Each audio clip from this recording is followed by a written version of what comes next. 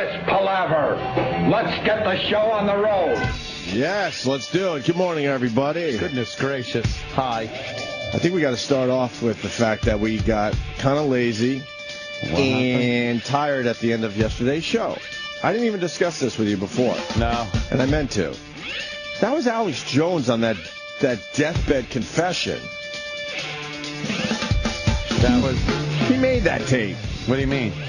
He made that tape. Because why isn't that tape anywhere? The JFK thing that he wanted us to listen to. First of all, he said it was audio and video.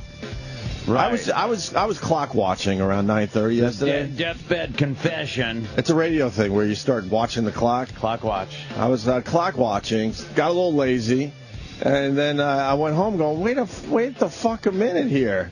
We had Alex Jones on. He's talking about the JFK thing. He thinks it's a conspiracy. And then he points us to this deathbed confession from Howard Hunt. Yeah. But this thing, no one has ever played, really. It has a life on YouTube. Uh-huh. But Alex Jones, told us that there was audio and video. Right. All we saw was, I guess technically it's a video because it's on YouTube, but it was an audio clip with some stupid old school fucking painting graphic or something. Yeah, it wasn't video. And then I'm thinking to myself, I think that was Alex Jones to keep his shit going. That would be Can we go back hilarious. to that again? We're going to sort through this a couple of times, so let's just go ahead and roll it now so that people can hear it. This is the deathbed confession of E. Howard Hunt, proving that there was a JFK conspiracy. The first national airing of the testimony of E. Howard Hunt from January of 2004 about the JFK assassination on Coast to Coast Live. I heard from Frank that LBJ had designated... I didn't know what Howard Hunt sounded like at the end of his life. Right. Undertake a larger organization. That just sounds wacky. While keeping it totally secret. You can pause it. We don't have to replay the whole thing. Oh, my God. And if it really is E. Howard Hunt, it's extremely vague.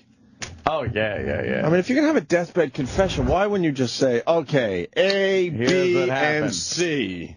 Here's what happened, right. And ought. Is that him? Wait, see, this is a different fucking video now. Wait a minute. But it's stills. Stills of him on his deathbed. In his deathbed, as they say. All right, well, go back to where we were. But I don't know. It didn't sound like Alex. Yeah, it was playing on Coast to Coast, which is, what's his name's? All right, maybe it's far-fetched to say it was Alex, but, okay. That was the old Art Bell show. Art Bell. Yeah, I know. I'm still very suspicious about about this, is what I'm saying. Because why would you be so vague in your deathbed confession? Right. You have nothing to lose at that point. Yeah. Maybe he's a senile and medicated old man. Well, that's true. He sounded wacky. Shooting off at the mouth. Push play again.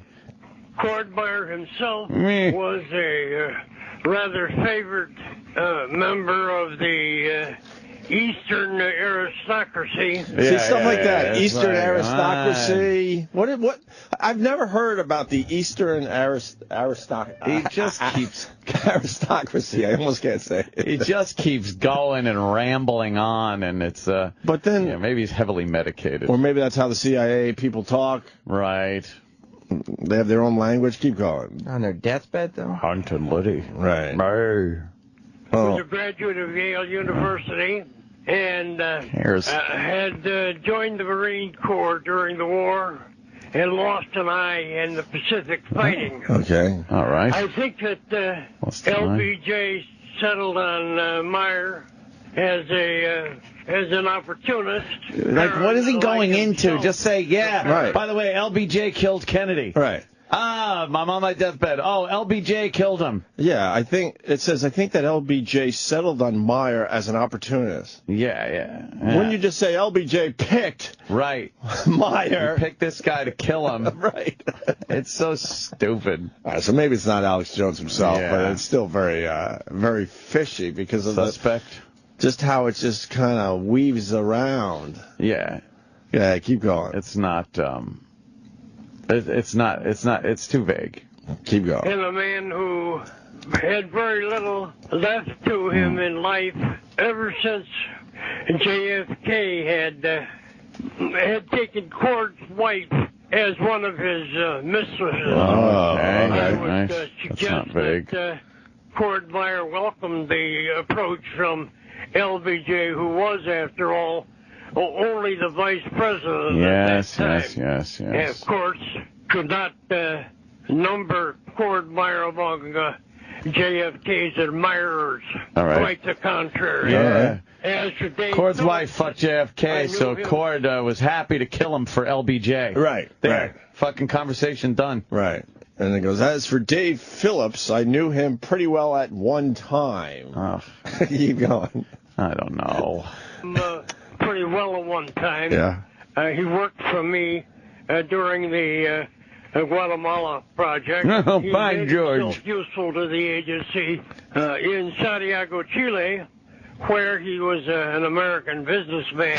In any case, his actions, whatever they were, came to the attention of the Santiago station. Sold grass umbrellas.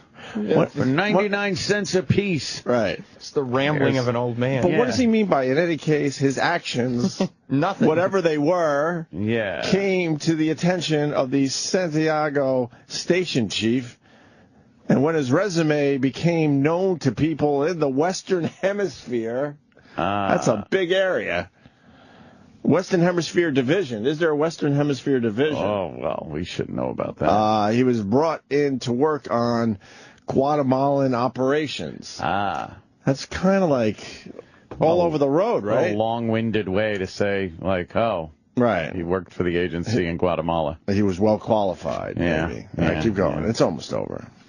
And when his resume became known to people in the Western Hemisphere Division, he was brought in to work on Guatemalan operations. Right. Okay. Sturridge and Morales and people of that ilk stayed in apartment houses during the preparations for the big event.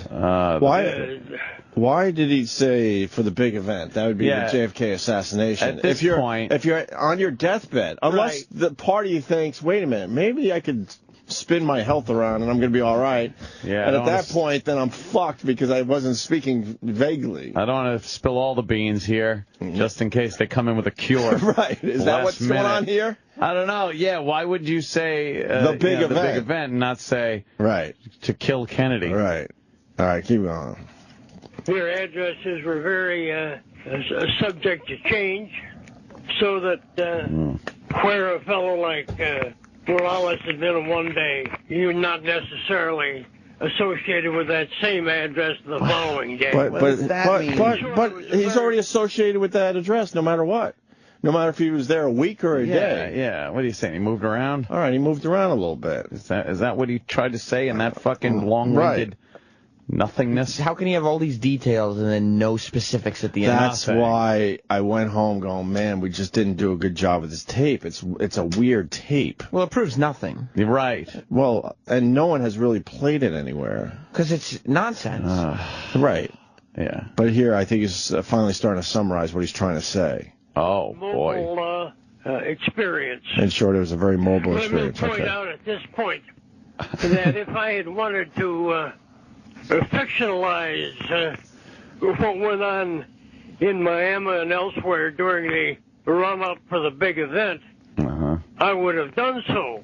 But I don't want any unreality to tinge this particular story. Who talks like that? Right. I don't want any unreality to tinge the story. It's like, I don't want to make anything up. Right. And, taint this fucking... What is he trying to say there? That they were practicing in Miami, or they wanted to take him out in Miami and Chicago, as we've heard over the years? No, there's stories about, Miami and other places. Right. Well, the other place would be Chicago. Uh-huh.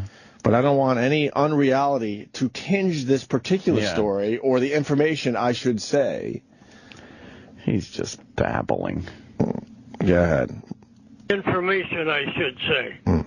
I was a bench warmer on it, and I had a reputation for honesty. Pause. I think it's essential. So he's saying he was a bench warmer for the big event, which is the JFK assassination. What does that mean? I don't know. Why wouldn't he say, okay, my job that day, just in case I was needed, was to do blank? They had to bring in the left-hander. Right. You know? He just says bench warmer. What does that mean? Yeah. And who's he talking to? Someone pulled a hammy. Yeah, exactly. He was there to go in. You think whoever was there recording would be there to keep him on focus? Of course. Yeah. Something. What are you saying? Put me in, coach. You finally got a guy doing a deathbed confession, but he's speaking, vague. Yeah. And you're not asking follow-up questions like, what does that mean you were a bench warmer? What are you telling me right now? What is the big event, just so we have it on record? Because maybe he's talking about some other nonsense. Big event, some fucking birthday party for his great-granddaughter. He's probably got everything confused. Oh, he does. I think it's essential to refocus on what this information that I've been providing you and you alone, by the way. That's about what you're going to hear right now. Go ahead. Yeah. To refocus on what this information that I've been providing you, and you alone, by the way, consists of. What is important in the story is that we've backtracked the chain of command up through Cordmeyer and laying the doings at the doorstep of LBJ. Oh, the doings. He, in my opinion, had an almost maniacal urge to become president. He regarded so he'd kill him? JFK as he was, in fact, an obstacle to achieving that. He could have waited for JFK to finish out his term and then undoubtedly a second term. So that would have put the LBJ at the head of a long list of people who were waiting for some change in the executive branch. So, what? All right, so what happened that day in Dallas? Right there, he fucking took his last breath. Right. That's what it sounds like. It just cuts off. Yeah, how about some fucking, And LBJ never went for a second term. No. So if you really want to be president that bad, why would he just give up on that a couple of years later? Hunt's a cunt. So I just went home going, what the hell did we listen to at the end of the show there? It was just babble. And That Alex amounted to Jones nothing. sells it that it completely proves that there was a conspiracy that day. That's like everything Alex Jones puts out, documents, tapes. It's like, this is obviously going to show that Kennedy was assassinated by, or the World Trade Center was brought down, and it's obvious through this tapes, and then you listen to it, and it's like, no. Right. It's not obvious. Let me go to Lee. He wants to, I guess, translate this for us. Oh, God. Lee, go ahead, buddy. Hey, well, this recording was done by the son. He was letting his dad talk. His dad had finally he's been trying to get his dad to convince his dad to explain this thing for years. He finally get his dad on recording. Daddy's already 80-some-odd years old. I don't know if it's necessarily a death babbling father like that. Well, yeah, it's just the way Dad talked, apparently. But anyway, so the guy's explaining it, and of course, he's explaining it the way some spook, which E.L. Hunt was for years, is explaining it. He didn't want to get off into great the details, but there were zero details. Yeah, deathbed confession should be a deathbed confession. Imagine having to grow up that guy. I think that goes down as the worst deathbed confession ever. Yeah, terrible. He didn't explain anything, Lee. Well, you need to know the backstory a little bit, guys. I mean, apparently you know the backstory. You don't have all the details of the thing. This was presented on Coast to Coast AM with Ian Punnett. Ian Punnett is the guy you think was all right. Yes. Okay. All right. Let's start with this. What happened that day in Dallas, according to Hunt? There was people that were jogging through the streets, and can you imagine that information being stored in that vehicle. Oh, God. Right. Like, that's where that brain has all the information, but the only way it comes out is through talking like that. The cartoon voice with the vagary. Lee, All right, explain. all right. You're making a bit out of it, but it's We're not. Oh, honestly. It's legit. Oh my God! I mean, sadly, we're not really making a bit out of this. We're just going back to this tape because it just seemed a little fishy when I went home yesterday and I was just thinking about it. Proves nothing. Yeah, because if you're having a deathbed confession, there's way more details involved. What did he mean by being a bench warmer that day in Dallas?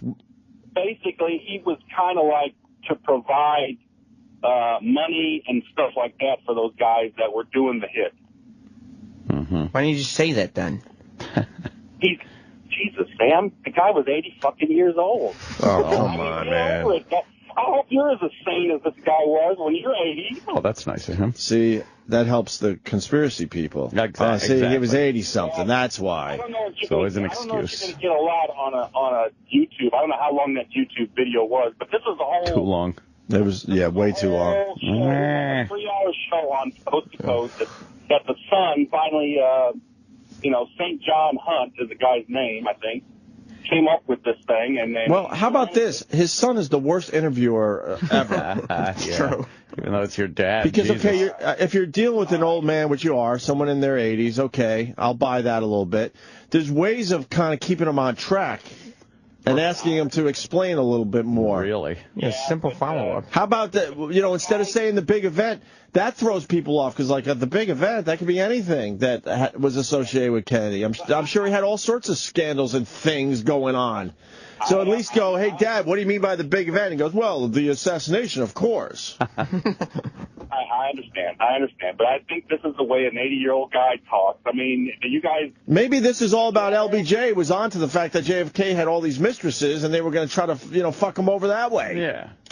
Well, yeah. I don't know because he doesn't explain. No. Well, anyway, it's probably too long for y'all to get into the whole thing, but it was a 3-hour show that night. Jesus. But you can't even explain it. He's the bench warmer. That means he had a few bucks in his pocket. So here, pay your rent at this crazy place before you move on to the next place you can live tomorrow. As I understand it, he was providing money and support, different types of things. See, it's all vague shit. What? All right. Unlike his dopey son, what does the support part mean? Well, I'm not exactly sure. All right. Well, see, that makes it easy for you. If he wouldn't have been conspiracy so guys. vague, you would be sure. There's a 3-hour show and you can't pull out one soundbite. Right. This guy was a bench warmer. He provided money and support. So what is the support part? Support part are things like logistics, See, another weird logistics. word. Logistics. What does that mean? Right. Moral support. He was like a cheerleader. No, what is he the was a bench logistics of it for him? Well, I wasn't there, guys. Was he looking to the left and to the right, making sure no one was watching? You admit that you were not Maybe there. he was providing the map. Maybe he was But providing... you listened to the 3-hour show. Your name's Lee. You're from Dallas. Were you there? listening to your show for 4 hours. How much am I going to really get and be able to talk about at the end of the whole Valid thing? point. But you're kind of making our point Nothing. today because you're not really adding much to this either. Okay. All right. That's the way he talks. Take your 5-minute YouTube video and have a good time with it. But I'm just telling you. All right, but you're not Guy's really yelling at us. You're not really helping good old Hunt. I don't want you to help him or not. I mean, He's he dead. did it, he did it. It's I hard to don't, help him now. Right. like you say, guys, I wasn't there, so I don't know. All right. Well, you added a lot to it. Thank you, sir. Appreciate it. All right. Quite exciting. Ron in Toronto. Ron. Yeah. I can't. I don't know what that last guy was saying, but yeah, apparently Just say he was an asshole. it was made by his son. His son had some wacky first name. Yes, we But, covered that. Okay. It was, I think, it was part of like a larger like article that he wrote or something. I think that most of it was kept for his writing as opposed to sort of an audio thing. Right. That was why hear it from the horse's mouth? another puzzle piece put in. Wow. Thank you. Thank you, sir. This is like trying to do a puzzle upside down. Yeah, meaning all yeah. the pieces are upside down, so you Right. can't see the little. You can't like, see the pictures. The little sky. Yeah, Or yeah. here's a piece of the tree. We need to find Rain Man to put this thing together. Yeah, See, yeah. But this is what I'm trying to say. It's just ridiculous. He's trying to say that he left it more for his article because God, we all know we'd rather read than listen to something. Of course, and left it for his article. When did he plan on doing that? Where's this article? Can we read it? Yeah. Let me say hi to Eric in Jersey. Eric. So, you guys were talking about a great deathbed confession. Yeah. Do you remember the famous Loch Ness Monster picture that for years they couldn't figure out was it real, was it Right. not? Sure. And then finally the last guy who was part of it on his deathbed said, hey, guess what? It was just a model. I explained the whole thing, mystery solved, case closed. That's how you do a deathbed confession. That's a deathbed confession, not, well, during the big events, I was a bench warmer. Meaning I was making hot cocoa for the guys. Well, let's talk about Guatemala for a while. But he's right. Deathbed confession. Hey, guess what? It was a model. Thank you. Yeah. That's all we need to know. Towards the water and see the... There was some form of creaturistic qualities on the surface of the near glass-like water that... All right. We ate potatoes the day before. At the time, you could buy potatoes. You're right. You get to the point, you dying old fuck. But then I got tricked again by Alex Jones. He goes, oh, there's a deathbed confession. It's all right there. Of course. So again, then he hangs Alex. up. We listen to that, and then we're just staring at each other like, what the fuck are we Alex listening Jones. to? Let's say hi to Kevin in South Carolina. Good morning, gentlemen. Hey, that guy on the deathbed said he was giving logistics and support.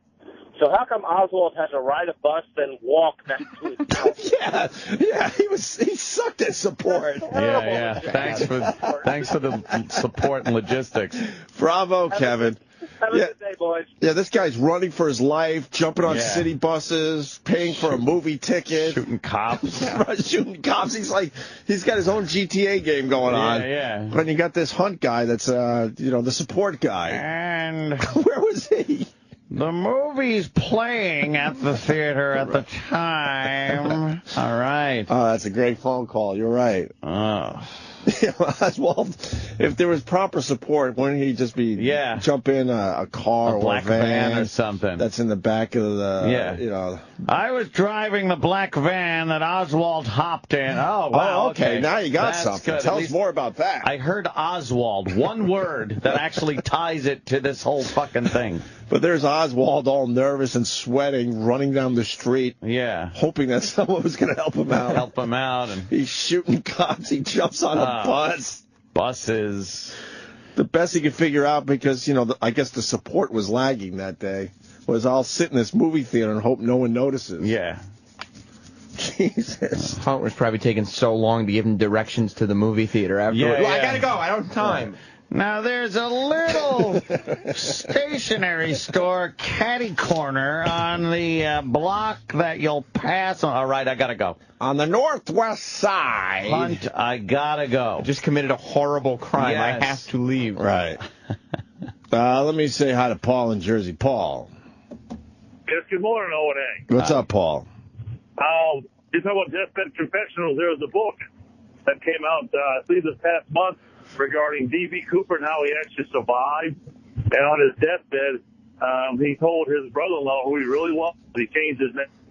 And they made it I think it was 20 miles from where he landed. I bought a house in the whole spiel. There's a book about it. It just came out, like I said, last week. Oh, yeah. So you want to check it out. Yeah, I would check. I like that D.B. Cooper story. Yeah, so it's a pretty I'll check that shit story. out. Well, since that's my last name, I figured it interests me anyway. I don't know if it interests you guys or not. You sound like the deathbed confession guy, by the way, a little bit. No one believes deathbed confessions as much as they say. They go, why wouldn't you have a deathbed confession? Right. The guy was quiet the whole time. Because no one really believes them either. It's like, well, he was dying. He'll say anything. Sure. So no one really believes you have nothing to lose. There's no accountability. No. Yeah. Well, you got to hook them up to a lie detector test as they're doing their deathbed confession. Yeah, there you and then go. zap them if they're lying. Right? That might help. So, all right. Yeah. We don't have to, like... Dwell on it, but I was just so bothered by that. I'm like, man, we just let that sit there. Yeah. Although we played it really late. Yeah, it was late. We probably should have waited till today. Have fresh minds. Our new, fresh, pliable minds. I like that though. He was the support guy. Yeah, good job. You got Lee Harvey he did nothing. Out of his mind going, where's all my guys? Where's the bench warmer? They told me about the bench warmer. Where's the bench warmer? I'm in a movie theater, for fuck's sake here. Help me out. Running into the theater. Bench is ice cold. Yeah, look at me. I got punched in the eye. Right. Some fucking guys running up shooting me. You stink. You're the worst bench warmer ever. Yeah. Right. Jesus. Exactly. Got punched in the eye. Yeah. Got a fucking gun in my gut. Yeah, thanks. Thanks a lot. Damn it. Hunt. Piece of shit. Maybe you could have come off the bench one time during all these crazy events that happened to me after I did my job properly. Stop talking to people. Yeah. Stop just rambling on like that. And that's probably why. Help your man out here. He probably was the bench warmer, supplying support. And then somebody at Dealey Plaza asked a simple direction, and he's like, what you gotta do is... Gunfire, people running. Right, now you're going to want to go down 2 blocks. All right. He got distracted. Yeah, a little distracted. Yeah, a little bit. Feels like Hunt could get distracted pretty easily. A little bit, yeah. All right. Have you seen Burn? Did you see Burn? I wanted to see it last night. I watched it last night. Yeah, it's great, right? Good. And they've lost a shitload since then, houses and whatnot. Crazy. The fires in Detroit are just completely out of hand. It's a great documentary, on the Detroit Fire Department and why would you bother? What they have to go. That's pretty much what the gist of it was. Why would you bother? Because you're not going to win that battle. Yeah. There's no funding for the funding part is astounding. It's the complete lack of funds. They have, like, you see fire trucks around big cities, and you could tell they know to maintain them enough to do the job. Right. These things are so busted up, so fucked up. They just a lot of times they have to take some of these engines offline, and then another company has to give them one of their engines, and it just works out where they don't have enough equipment. And there's the amount of fires is astounding. How many a week? Oh God. Do they follow the actual number? They follow all of them around, or just one department? One department primarily, but they show what everybody has to go through. Everyone else is dealing with. Yeah, and then they show the chief, the head muckety muck, right, that came in from L.A. that wants to shake things up, and he's the guy that had the let it burn policy. Okay. Where they pull up, and if they know it's an abandoned building and there aren't structures near it that are in danger, to just let the fucking thing burn because they don't want to sacrifice firemen or smart equipment. Because those houses, you can't live in them anymore anyway. Yeah. These firemen, though, are kind of like, a lot of these things, we don't know if there's people inside. Right. There's people in these abandoned buildings, so they kind of, they're firefighters. They want to go in there. But if someone's living in an abandoned building, I mean... Well, yeah. They're going to risk your life to get them out of there. Exactly, but that's what they kind of do. I mean, you got to kind of make choices as a human being. Yeah. Like, all right. How important is that life, really? Yeah. I got kids at home. They had cameras on these guys. Yeah. While they went into some of these fires. It's pretty amazing. And they showed where a brick wall came down and injured some of the firefighters, and one guy's paralyzed now, and they show him going through physical therapy. And then was he paralyzed during the making of the documentary?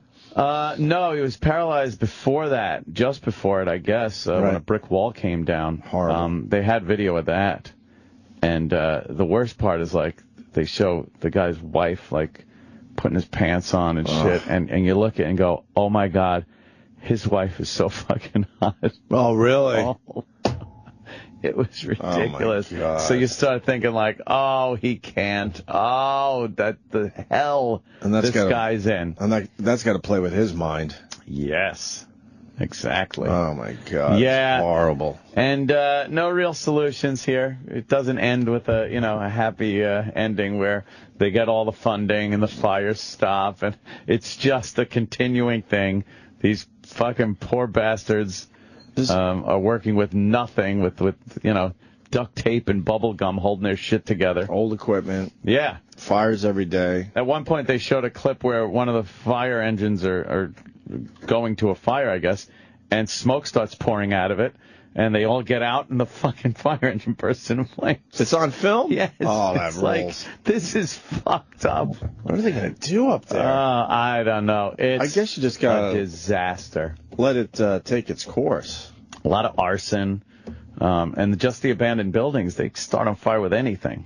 And there's a lot of arson. There's a lot of people burning down their own shit because their houses aren't worth anything. Yep. So they figure they could at least get some insurance money out of it. They figured there were 80,000 abandoned buildings in Detroit. 80,000. And the mayor's plan is to take down 3,000 of those a year. So it really doesn't, because that's their biggest problem. The firemen are saying our biggest problem is the fact that there's all these abandoned buildings. They're just left there to burn, and these firefighters are going in there fighting it, sometimes for no reason, and getting injured. Where are all the abandoned buildings up there? It's in the city limits, obviously, but yeah, we did a comedy show up there a few years back, but we weren't even close to the I don't know Detroit very well, but it's not a good place. Boy, it's not a good place. And then they don't even have enough detectives, so they're not even investigating these suspicious fires. They don't have the resources. And everyone knows that. So if you're sitting there in a house, or sitting on a house you still own, and it's worth $1,000. Yeah. They showed the new fire, the head of the fire departments, of all the fire departments in Detroit, all the firehouses, and everything. He's the muckety-muck. They brought him in from L.A., and they show him vacuuming his office because he had to fire the guy, the janitor, because they just don't have the money to pay the guy that vacuums. So there he is, vacuuming his floor in his office. Why would he leave L.A. to go to Detroit? I don't know. They didn't come up with that either. They didn't bring that up. Like why he probably had no choice, because why would you do that? He was born and raised in Detroit. Oh, okay, because it's a winless situation. So, oh man, the shit that you must have to go through and eat. They didn't say how many fires this particular house went to a week? They did, but was it pretty much a fire every day? Remember? Oh yeah, at least. Wow. Multiple fires. Wow. Yeah. It's just a dismal situation. Right. That doesn't look like it's getting any better. Let me say hi to Gary in Detroit. Gary. Garrett, we only have 6 arson investigators here in Detroit. 6, huh? Yep, Yeah. grand total is 6. Just saw it on the news 10 minutes ago. 6 guys trying to figure it all out. I think they need more. Yeah, of course. Just a few. Or do you let the whole thing just take its course up there? I don't know. Taking its course seems to be just like an abandoned city. Right. Like where they find like Pompeii. Right. Where it's just the volcano blew up and killed everyone there, and you dig through the layers of silt over the years and you say, hey, this used to be a place called Detroit. Wow. So weird. I don't know what to do with it. We do our best to forget it exists. Well, where's all this going down, Gary? It's all over the city. The whole city's a disaster. But if you move out into the boonies, you're all right. Pretty much. I live about 10 minutes outside the city, and it's all fine here, but you move 10 minutes. It's the city, obviously. There's just too many buildings, not enough people in them. There's no businesses going on. And the people that are here, a lot of them are fuck-ups, so. Why are you staying there? I can't afford to move. Okay. Yeah, I think it's too late. Yeah. I don't think there's anything we could do as a country to save Detroit at this point. No, I agree. They said there was something like 1,500 firefighters back in 1950s, and now there's maybe 500, I guess. Right. Wow. And there's 300% more fires. Oh my God. So they're really working terrible, guys. with nothing. Right. I wonder if did the firemen like the fact there's so many fires, or what's their whole vibe? Firemen are a weird bunch of people. They love fires. Well, they want to. So they love their job. I mean, and they wish they had more resources, obviously. But I don't think there's anything a fireman loves more than running into a fucking building that's on fire. Right. It's crazy. It really is you can't just be a fireman. Like, oh, I don't know what I want to be. And then you're like, well, fireman, I guess I'll be a fireman. They're all like, they love fire. They're all in. Oh, do they love fire? Are other departments going up to Detroit to train? No, it just looks like no one gives them the time of day. That's it's like, here, you're a fireman in Detroit. Go ahead. Right. You're on your own. Let's say hi to Tommy in Chicago. Tommy. Tommy. What's up, guys? What's up, buddy? Hey, so, Ann, you were kind of hitting on two things. Ann, you were kind of hitting on that wall that collapsed. Yeah. Detroit is so fucked up that when that wall collapsed, they didn't have ambulances to send their own guys to the hospital. That's right. Yep. They were throwing these guys in the fire trucks and in the police cars to get them to the hospital. Right, to get them to the hospital faster because the ambulance is they're either broken down, they don't have enough people to man them. It's crazy. Wow. And they had a story in the news yet probably 6 or 7 months ago. The guys had made like a steak dinner for themselves and they ended up getting a run, so they drove out on a call. They came back half an hour later. Everything on their table was totally gone. Someone had broken into the firehouse, stolen the steak from the tables, the baked potatoes, the coffee from their little like kiddie fund. Motherfuckers. Unbelievable. When it started to get real bad, they had to end up selling all of the fire poles because they were made of copper to make money to pay for bills for the fire department. It's a fucking war zone. It's unbelievable. It really it's I hate to say it, it's kind of fascinating though what's going on up there in Detroit. Yeah. I'm watching more and more YouTube videos of Detroit. Yeah. And then someone turned me on to another documentary called Detropia, I think, something like that. Detropia. Yeah. Which just is more of an overview of everything that's going on in Detroit. And then, of course, the Burn documentary, which you saw and I didn't see yet. Yeah. That's so the Dennis Leary thing. It's on Netflix. Everyone's talking about how great it is. So, thank you, Tommy. Yeah. Oh, sorry. Brian in Detroit. Brian. We live in Metro Detroit, and we have some customers that are firemen. There's so little funding. If these guys are married and have 3 or 4 kids, they are eligible for bridge card or food stamps. Yeah, one of the guys is saying if he gets his pay cut again, he could get on food stamps. It just seems like a very dismal situation for those poor bastards. Right. And they know it's just not going to get better anytime soon. I don't know how you deal with that. There's no light at the end of the tunnel in Detroit. Right. That's for sure. Oh, is this true, too? Ant would probably know because he saw it. Tony in Detroit, go ahead. Oh, hey, guys. Morning. Hey, morning. Hey, they had a report out a few months ago that when the firefighters were going out to all these fires and rescue squads going out, they come in from the building and their trucks are stripped. I mean, their pickaxes are gone, their chainsaws are gone, and so their equipment's being ripped off as they're fighting the fires. Jesus, it's just that's no way to work. Right. People stealing your shit. All right. Have a good day, guys. Thank you. Remember that guy saying there's only 6 arson guys? Uh-huh. Well, Chris in Detroit has a comment about that. Go ahead, Chris.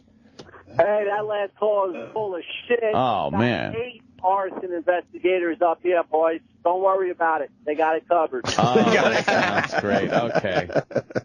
Obviously. So you liked it, huh? Yeah, it was really good. And I guess Leary is one of the executive producers in Serpico. It had a good, it looked good, had a good, like, rock fucking attitude nice. to it. Some, good music. Yeah, it was a very well done. And it's on Netflix. Well done on Netflix. I watch YouTube videos too, like you were saying, like if there's a good documentary and you can't find it anywhere but on YouTube, and then you use that goddamn Apple TV, it's great. Puts it right up on your fucking TV screen. For the most part now, the videos look pretty good, especially if they're in HD, and you just watch it that way. Yeah, perfect. It's not like you just got to watch it on a little computer screen. So I was watching that, and then What's that Bobcat Goldthwait movie? It was out a few years back. The World's Greatest Dad.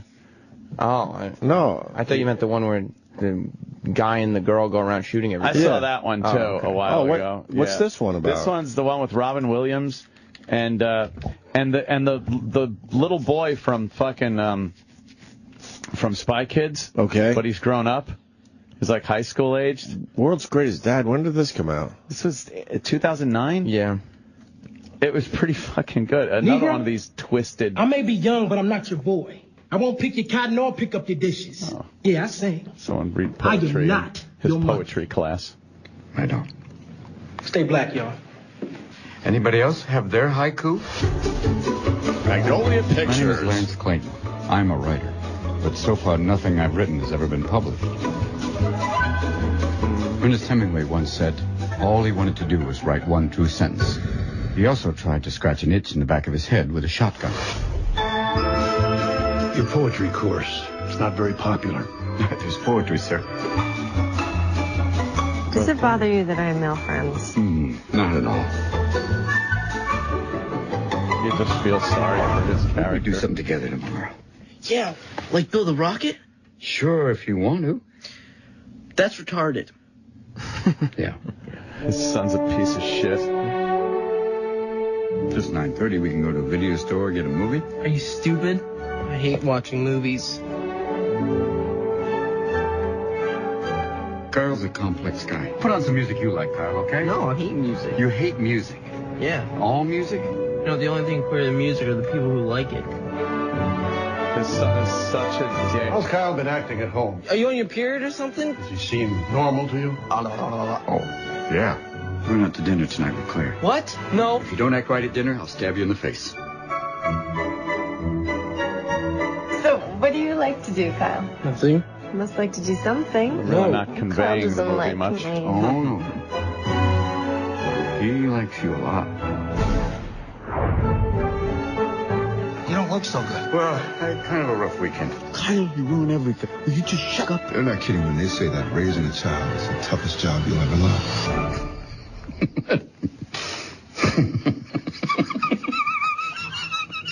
They sure have kept it a This secret. movie looks like it sucks. Trailer. I know, right? It does. In the trailer? I thought he was a zombie. That I like zombies. doesn't even convey. I don't even know what the movie's anything about. of what happened. Now we bash trailers a lot for giving away too much. Sure. That didn't give away anything. I have That's no for sure. idea what the movie's about. Yeah. I guess, he's got a teenage son. Yeah. Not even a dick kid. Well, just a teenage son, and he's trying his best to, what? They didn't make him convey happy? what an asshole the son is, first of all. He's a Okay. complete dickbag. Okay. And he's a pervert. Right. So he's constantly jacking off and fucking mouthing off to girls and everything. And he likes to practice autoerotic asphyxiation. On himself? Yes. So he kind of puts a tie around his neck and like kind of chokes himself in a chair while he's watching porn and jerking off. Well, that wasn't in the trailer. Exactly. And everyone hates him in school. Okay. Everyone fucking hates him. He's a dick. I didn't get that. Yeah. Well, then his father comes in and finds him dead. What? Yeah. That kid's dead? Yeah. So the father... They made that look instead like a light, fun it, comedy. It makes it... The father there makes it look like he hung himself. Right. Instead of autoerotic asphyxiation. Right. And wrote this very eloquent suicide note. Okay. That all the students pick up on and are like, oh my God, he was so deep, we never knew who he was. Okay. And start loving this kid, Right. even though he was a fucking asshole that no one liked. And then they're all like, no, I loved him, I knew him, I did.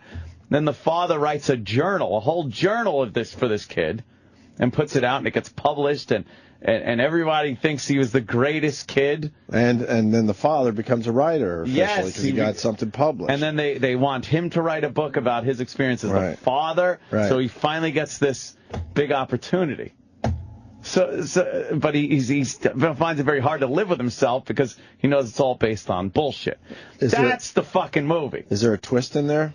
Yeah, there's a little twist. They kind of I'm find not giving out. away the whole thing. And by the way, it's a spoiler if you know, but the synopsis of the movie is that. No, I don't think you gave away too much.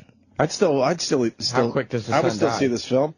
The son doesn't die until you realize what a fucking douchebag he is. Oh, that takes at least a half hour. It's a little bit. It's very. He plays a great asshole fucking son, and but they give it enough time so that you don't feel bad that he's dead. that's exactly it too. That's smart. Like they had to really make him an asshole. Right. Where you kind of didn't mind that he was now dead. And the whole thing of him being a dick, I mean, he had to be a big asshole because all the students had to start liking him, and the audience has to be like, you didn't like him, no one liked him, he was a fucking asshole. Mm-hmm. All right. And all there's this goth girl that fucking is just like so taken by him. And the father writes everything about it. She was like, what music do you listen to? And he's like, oh, Bruce Hornsby. because the father listened to Bruce Hornsby. And then at one of these memorials, Bruce Hornsby shows up. Oh, God. And he plays a song. It's really Bruce Hornsby. He has nothing better to do. Of course you could get Bruce Hornsby. Of course. The way it is many years ago. Yeah. I think I could get him for one of my dopey YouTube videos at this point. The goth girl was Jack Nicholson's daughter, I guess. Yeah. She looked pretty good. With the goth makeup, it's, a little man. But I think she looks pretty good these days. Well, I got two things to watch now. I got to watch Burn, and I got to watch World's Greatest Dad. That was good. And how was Robin Williams? Was he the funny or serious Robin Williams in this film? He was the serious Robin Williams. Okay. Yeah, a little. See, she's kind of cute. A little Hayden Panettiere thing going on there with the little squat legs, but she goes goth in the movie. That yeah. Wow, okay. She's like goth in the movie. All right. But Nicholson put out a pretty nice very nice photo there. Yeah. So that was pretty good. I like Bobcat's movies. They're really kind of twisted. He seems to be weird. pretty clever and pretty intelligent. That guy. Pretty strange. He tricked us with all that. And it turns out he's a really good writer and a good director. That and the fucking Police Academy movies, yeah. Right. You think he's just a cornball, but I guess the guy's a lot deeper than that. All right, very good. Let me say hi to Steve on Long Island. Steve. Yes. Hey, guys, what's happening? Hello. Love the show. Listen, you guys saw the report came out yesterday about Adam Lambert in Connecticut? Lanza, yeah. And the Lambert. What is he gay? And yeah. Well, I don't see anybody mentioning like what an asshole this mother and father must have been. That I mean, you got this kid hiding in his room for 3 months, sending his mother emails for his Fruit Loops, and she's like giving him a gun to connect with him. Like, yeah, I completely agree. Yeah. She's a big piece of shit. She was dope. You got to know your kids. What his father's been hiding, I haven't seen his face anywhere. He probably wanted nothing to do with this fucking kid that he had. Well, the mom absolutely looks like a whack job herself. I don't know exactly what her deal was, but probably got this Norman Bates thing going on. My boy, he's my baby boy, and he's fine. And she leaves a bunch of fucking guns unlocked with this fucking nut in the house. And this wasn't one of those nuts where we didn't know he was a nut. He's a nut. Look at the picture of this kid. Just crazy. They always talk about the whites of the eyes, right? Yeah. And there for 10 hours a day playing Call of Duty with fucking AK-47s laying around. Well, what the f- they think is going to happen? He was also playing Dance Dance Revolution. Was he really? Yeah. And he didn't dance onto someone's head. No, they have a video of him playing Dance Dance Revolution, and the Call of Duty angle is rough, sir. I think there's a lot of kids that are playing Call of Duty 10 hours a day, and their parents have guns in the house that they probably could get to. He had an obsession. If they wanted to. He had an obsession with mass murder and school shootings and Columbine especially, but he also had an obsession with mass killings that date back to like the 1800s. He had literature about mass killings and videos. And the mom should have known all this, exactly. and then maybe kept a closer closer eye on the kid, and locked the guns up. Institutionalize him. Lock your fucking guns up. She didn't lock him up at all, right? No. Oh my God. Ridiculous. They were just the open vault. I would have locked up the butter knives. I'd leave the guns out and put him in the vault. You see, because that would have killed him. Upstate for his kid got a hold of the gun and came out and shot the 4-year-old in the head. I mean, It's horrible. you got to go to jail for it. But, you know, you talk about bullying and shit. This Adam Lambert, I would have beat the crap out of him. Lanza.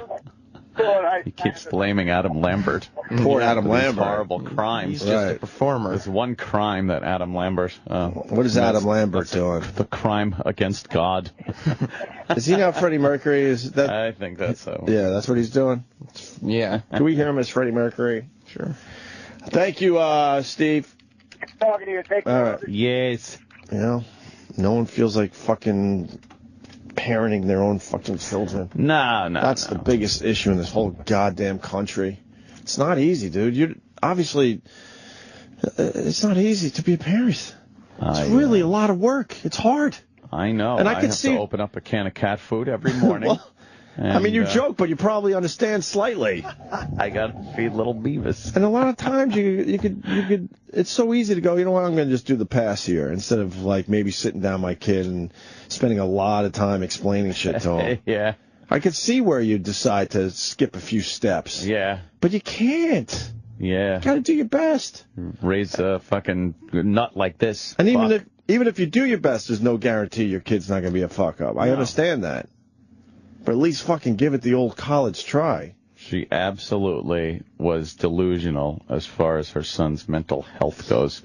And to leave guns open, unlocked, and unattended like that when you have a lunatic, and to not be enough part of your son's life to know that he's looking at things that, you know, put all the pieces together, you fucking dumb bitch.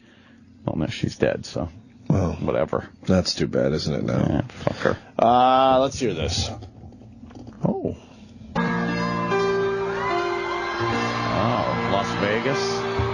So this is what he was doing before his shooting spree? Oh, different guy? This is Adam Lambert. Brian May finally figured it out. Good for him. Yeah, right. How to get the band back together. Dude, I was so sick of interviewing Brian May over the years. Feeling bad for him. Yeah. Great guitarist is sitting there waiting for someone that could take the place of Freddie Mercury. He finally figured it out. I can't believe he gauged it up more than Freddie did. Oh, yeah. Well, Freddie would have loved to gain up this much. Oh. Well, he does have a very strong voice. And he's got some range. It's subtle, though, but he's a little too Broadway-ish. He's too Broadway, And yeah. I know Freddie Mercury, you know, you could kind of say he's a Broadway type of guy. It's very show tune-ish. But he's got his toes in the show tune world. Yeah. With the Queen stuff. Twinkly toes.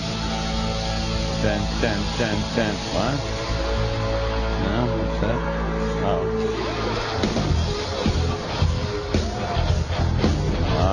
What happened? It's a little medley, I guess, because they don't want to. Oh.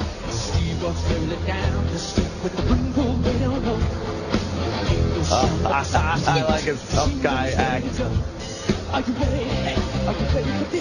Is he the gayest of all the gays? Of all the gays? Oh, God, no. I saw one on TV yesterday. Yeah? The skater dude. Holy fuck. Skater? Figure skater dude. Oh, well, yeah. I don't know. I think it might be on a kid channel or something, but it's some kind of Dora the Explorer / ice skating commercial for something. If someone can help me out, I got to play it for Anthony now that he's asking.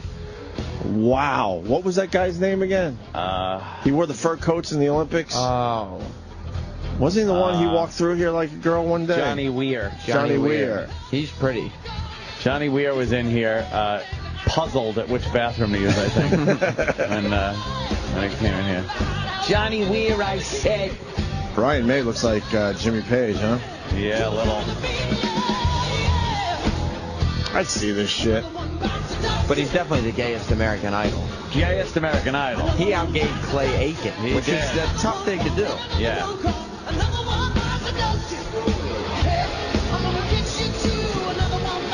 He got a nice little career eked out for himself, though, right? Yeah.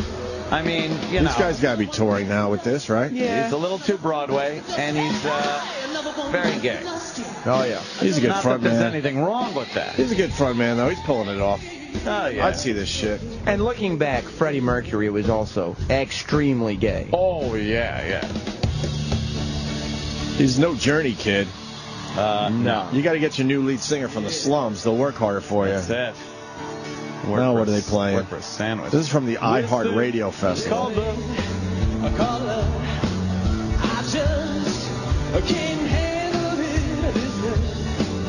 Yeah, this is getting very close to like a Rock of Ages version of Queen. That's what I'm saying. It's just a little too show-tuney. Which, by the way, a little Broadway-ish. Could be the worst thing ever put to film. Did you see it? No. I saw parts of it. You got to watch the whole thing through. Do I? No. It is maybe the worst movie ever made. I didn't even know what was going on. No. Tom Cruise is there. You mean Stacey Jacks? Oh, Stacey Jacks. Holy shit, was that awful. Maybe the worst movie ever made. Yeah. All right, listen, we got a request to play Almost Queen. Oh, yeah? Cover band of Queen. Hold on a minute. Let's say hi to Finn in PA. Finn. Hey, what's going on, boys? What's up, man? Oi. Hey, me and my buddy Mikey just saw Almost Queen this past summer. It was fucking phenomenal. Phenomenal. Here's the problem. We're going to find a YouTube video, but it's going to be recorded from the back of the Horribly room. live. That's why I Yes, hate yes. doing this cover band stuff. Yes. It's hard to say. There you go. The shaky It's a shaky video camera from with the side. The condenser mic. All right, we'll try, though.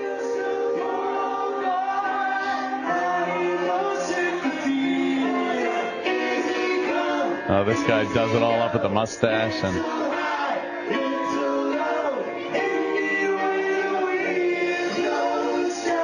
It's tough to hear Queen in like a bar. Yeah. It's like a giant show, not like where you can hear individual people in the audience. Yeah. I think he pulls it off better than Lambert. Yeah. Oh, don't. No. Not the audience. No. We're paying to see you. You do this part. Yeah, you can really tell they're great. Beautiful. Great job, guys. Come on. Middle-aged guy with his shirt open I on know, the it's drum just- kit.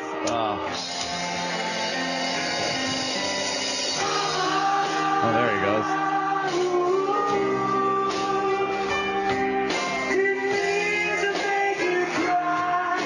He's pulling it off.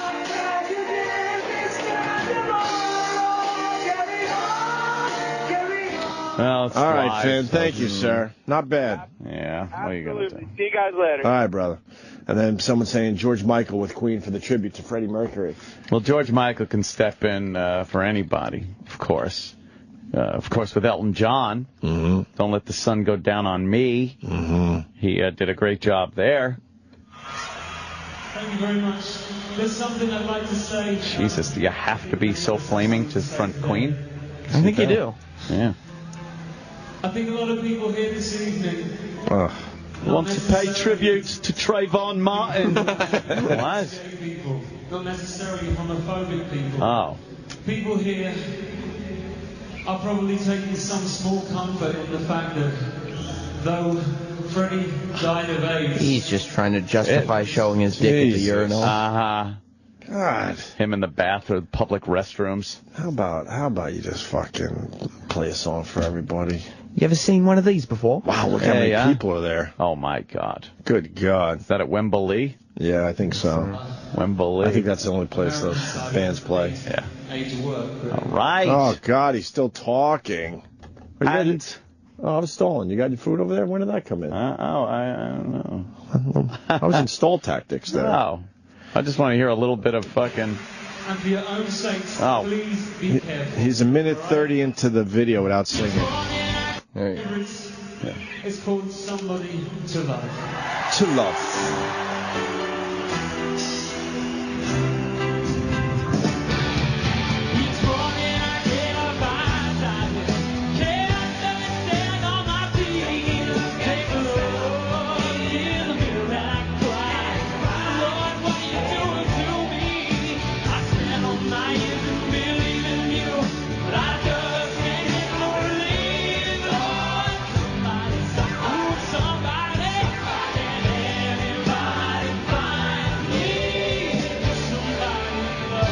That Jesus, George Michael, that's unbelievable. You gotta say, All right. that fucker Holy can sing fuck. pretty well.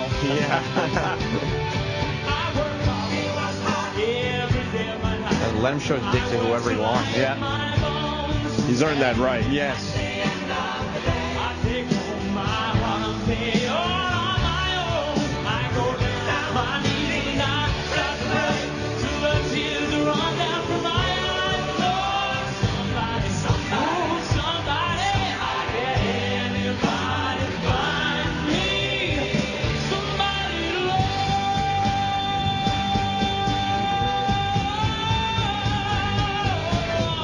Jesus. Yeah. Wow. Yeah, you Good for George Michael. You kind of tell why he still kind of had a career after so many times pulling his dick out. Right. That's a lot of years. How long ago was that? I don't know. I feel like he did it a couple times. That looks like a much younger George Michael. Oh, this video. He's a little haggard these days. Yeah, a little bit. Yeah. All right. And then finally, we got Josh in Philly. Josh. What's going on, Bubba Boy? Oh, God. Hold on a minute. Uh-huh. Hold on a minute. Let's go to Brian, New Hampshire. Brian, what's up? Hey, good morning. So the thing I want to say is that there was a special on PBS on Frontline all about Adam Lanza and his mom. Right. And it turned out that she actually did every single thing that she could for that kid. She knew that he had problems. She took him to several different schools. Uh-huh. She tried to get him help everywhere she could, and it seemed like nobody could help him. And So why didn't she lock her guns up? she did. No, she... As far as I can remember, she did. But what happened was she was asleep, and he took her keys and unlocked the safe and took her out. I don't know. Go ahead. I've seen pictures where the safe is opened. There's guns around. He had guns in his room. He has access to his mother's guns. I don't think she was very careful with those. Quite frankly. I don't remember that he had his own guns. I remember that he used her guns. Yeah. once in a while. Yeah, we all know that's he what I mean. used her guns. It wasn't like they were locked up and then he took her keys one day and he constantly had access to them. I don't know that that's with all due respect. I'm not sure that that's. I don't need all due respect, but I did see photos that were newly released of an open gun safe. Yeah, I do believe he had much too much access to his mother's guns. All right. Well, we can put that aside for now, but I did want to that's the big say important part, is that his mother was delusional. Well, it's just been a while since I've seen that special, so I don't remember it exactly. I don't know if what you're saying is a popular opinion of what went down. Well, he was obviously a very troubled kid. Yeah, he was very troubled, obviously, but when it came time for them to actually, he and his mom, to actually connect on anything, the kid had no interest in anything. Well, they should have put a GPS on the kid. Yeah. In the knew where mom he was the whole fucking time. Of course, it's easy to, in hindsight, it's easy to look at this. Hindsight. But yeah, it was unfortunate that the mom grew up with guns. They were a part of kind of like that hunter chick you guys were talking about the other day. With hunting, but firearms were a part of the mom's life forever, and she should have known. Guns. Then she should have fucking known how dangerous it is to have guns around somebody that's fucking unstable like her son. Whether they're locked up, whether if she had the keys in a place where he could have gotten to them while she's asleep, she's irresponsible as a gun owner. And shouldn't have had that made available to him. I think it was an incredible responsibility for her to have guns. Possibly she might have thought about maybe getting rid of the guns. Yeah, sorry, you have a nutty son. You gotta fucking put your guns away. Well, it's like one of those situations where she thought she was doing the right thing by having an actual thing that she connected with her son on, and that was the one thing. She was totally into it, and then he got into it too. He connected with her on that subject. I'll tell you that. Right to her fucking skull. I'm gonna go with the. She was a shitty parent. Yeah. What I want to impress upon you guys is that she was. She tried, and she made a really big mistake, and she paid for it with her life.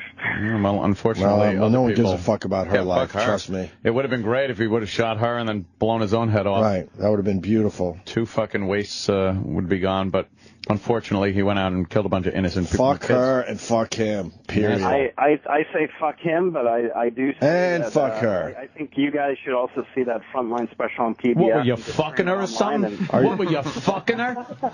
Do you have a connection to this family, sir? Do I what? Do you have a connection to the family? No, not at all. All right, hold on a minute. Hold on. Let me go. I think he was fucking her. Pat in Jersey, you're on with Brian in New Hampshire. Go ahead. Hey, that kid's fucking full of shit. Documented. Fuck him. It's actually documented in court papers that lady was an unfit mother. Oh. If you Google that was a big thing when they were looking into her background. I think that kid was fucking that lady. I don't know why he's sticking. Well, he's still on the line with you. Brian, you got a comment? This guy's saying you were fucking his mom. You might want to defend yourself because he's assuming you were fucking her. Actually, I was fucking her ex-husband. That's actually the... I think you're the other brother in that fucking family, the way you're sticking up for that broad. Yeah, in all fairness, it seems like the brother has distanced himself from the whole situation. Yeah, wouldn't you? Of course I would. Yeah, it is kind of weird that the changed my name to Lambert. Was almost like completely out of the picture. Oh my God, you're so fucking boring. Stop it with the fucking love to the mother. Fuck. Hey, real quick, because I can never call when you guys talk about this. Because fucking Building 5 at the World Trade Center fell down because there was $1 million diesel fuel tank underneath there. Uh-huh. No, I'm just telling you why when these assholes call up and talk about that shit. So back to that fucking not banging the broad. You don't got to sell me. All right. All right. All right, man. All right, Pat, thank you. Brian. Grows the cancer to society. Bye. All right. And Brian, thank you, sir. Yeah, watch that special on PBS. A right-wing special. All right, we will. Watch the mother. She looks very pretty. All right. She's wearing a lovely blue dress. I just Googled it. Yeah. That guy was fucking his mother. Yeah. Just read that, so. Yeah, Well, Google it. He said the ex-husband. No one else picked that up? Uh-huh. I heard him say it. I think he was a little... Josh in white. Philly has a little something. Loafers. Let's go to Josh in Philly. Jesus.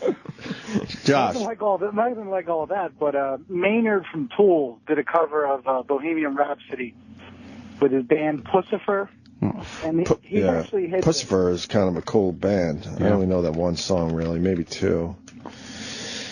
What's the one song they do that everyone likes? I can't even think of it right now. Yeah? Popular? Yeah, it was popular.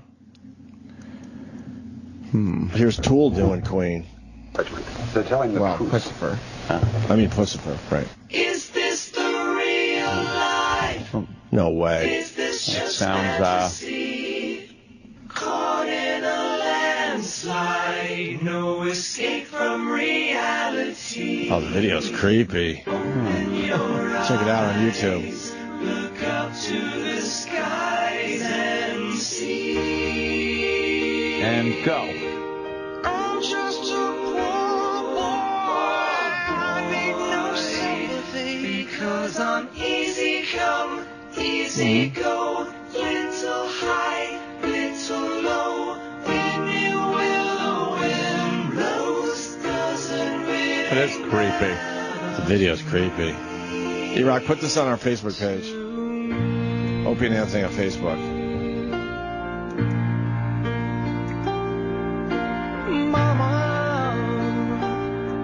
Just kill the man.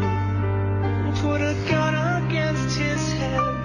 Pulled my trigger, now he's dead. They've superimposed their wackily made-up faces on the bodies of a real old movie. And now I've gone and thrown it all. Which is a very creepy effect. Yes. Would they shoot the whole thing like this? Oh, I see. Yeah, you're right.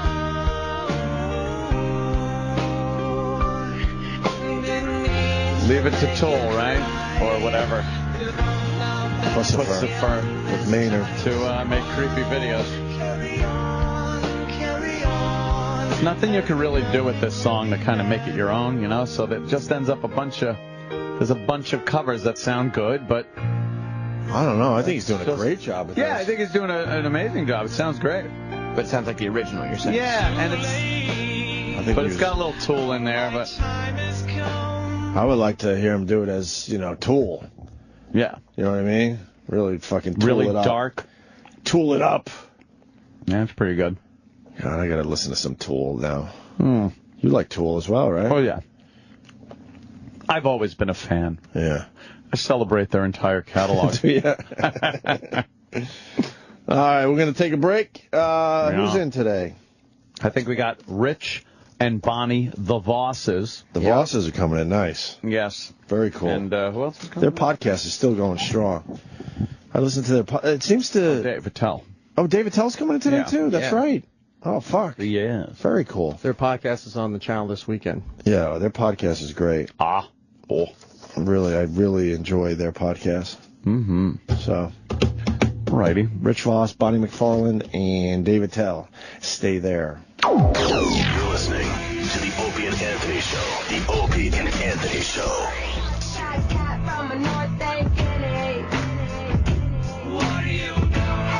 Yeah, this one. Thanks, E-Rock. We needed this a little while ago. Pussifer. Love this song. Yeah?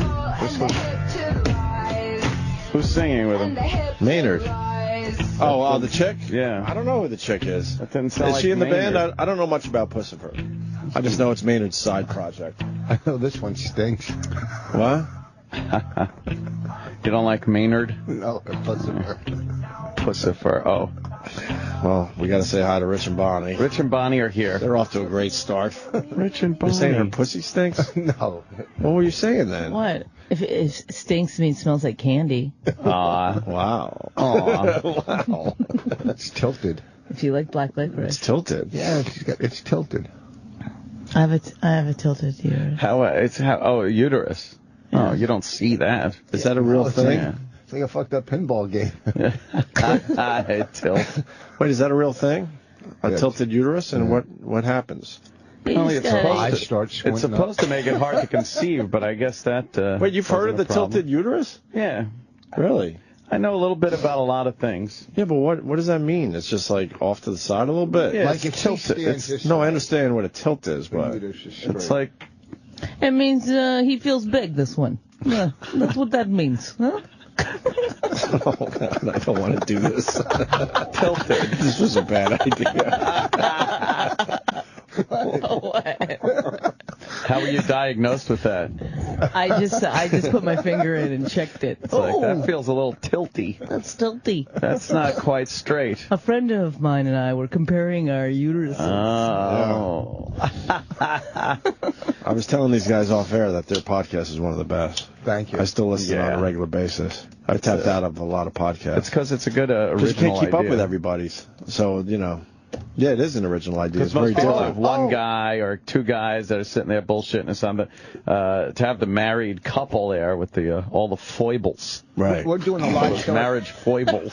You're going to be our counselor at Caroline's. We're going to do a live show. No, Come on, do it. No, I don't. You don't want wanna to do it? that. I don't want to be weird, but Aunt, do you want to be? I would actually do that, I guess. What's the gimmick? Well, it's my wife hates me, but every now and then, like we bring on a. Are we supposed to notice your tattoo now? Is that what you're doing? It's so, is that what you're please doing? don't. Oh God! Is that what you're doing? No. Yes.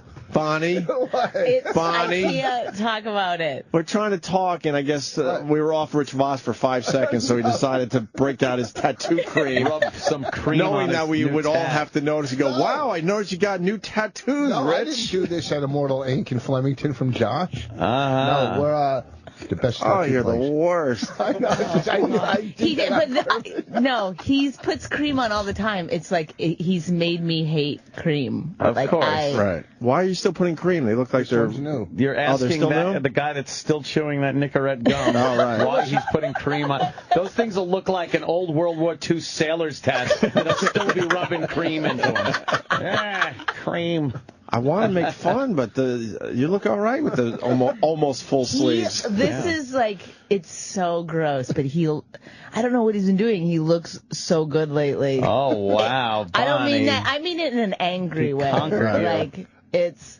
Last night on stage, I was like, how did he become the young hot one in our relationship? Oh, my God. I signed on to be always... I married someone 52 years older than me so that I could always be... Feel young the at heart. younger one. And We were looking at old pictures, and we said it recently that Rich is the only one that hasn't fucking aged in our radio crew. It's like Dorian It's Gray. creepy. You started, looking like you were 55, 56, and it's you've almost stayed that age all the way through. It's almost strategic. Like, you looked like utter shit. So then you've gotten, like, you're able to get better, and people go, wow, he looks better.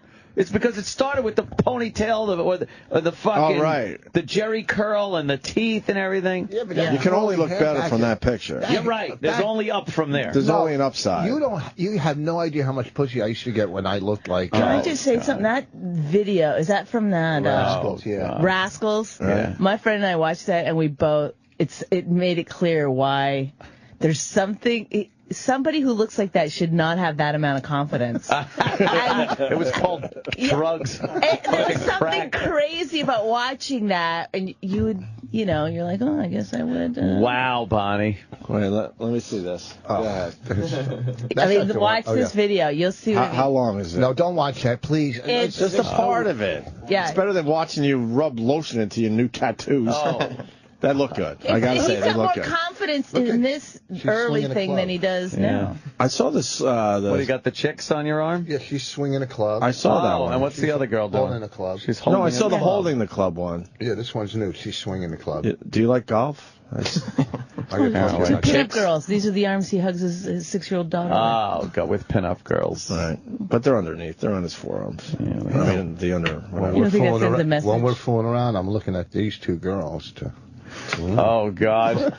Last night I said, do you want to have sex? And what did you say? What? I got to get my testosterone checked. Why, because you didn't want to, really? You're just like, eh. What's up with the testosterone thing? A lot of people are talking about testosterone. That's like going to be the downfall of humanity. Dr. Steve told me to get it tested. Selling it. Yeah. All right. I heard you guys talk low about T. that on the podcast. What? That's probably he heard and said, "Get it. It's easy to get it tested or something." Yeah. If you want to fuck, you don't have to get any, and if you don't want to fuck, you need some. But But blue pills help. I mean, if you get it checked and they fix it. But does the blue pill help the urge? Like, do you want to have sex? Look what I'm. Please. Oh, Bonnie. She's as pretty as she's ever looked. Yes. Oh, that was convincing. You see how he rubbed her face? Oh, my God. I know. He put lotion on everything but his hands. I just got scraped. Oh, my God. You do have, what are you wearing, a little Artie Lang Show hat and a Nike sweaty with a... Just rolled out of bed, I don't think you've ever seen me without a baseball cap. Really? Probably me too, right? You leave before the morning? Yeah. We always have the lights out. Anthony Bourdain loves Bonnie. I know. Loves Bonnie. Kind of Is that a problem yet? What? Should be. The fact that Anthony Bourdain loves you. I don't want to talk about how crazy Rich is because I don't want to ruin. Right. I don't want Anthony Bourdain to hear it and be like, I better just hands off. Is it a problem yet, Rich? This is a weird thing. No, listen. Because you're a little paranoid. I met his wife. She's gorgeous. She's. Oh wow! Look, let's throw that in. No, she did the CNN thing in Vegas. Yeah, it was great.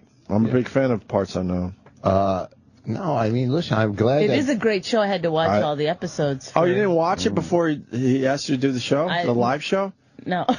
That was like the wrap-up show after the season was over. You see the wrap-up show? Yeah, she did great. I know, and Bonnie did great. And she was with the dude from The Wire. It was all fantastic. Yeah, he was a little too stuffy. And, well, the thing, He wasn't off camera. He was really fun and nice. Oh, we got him on. He's a good guy, but he was a little stuffy. For Which guy? Anthony Bourdain. I don't know. Fucking what's his name? Oh, the big guy? Yeah, big black guy. I always forget. Listen, I'm happy that a famous, successful guy is fans of Bonnie. You know, loves Bonnie. Okay. Well, relax. Loves. He's trying to start some. Huh? What? No. Right? You're trying to get him going.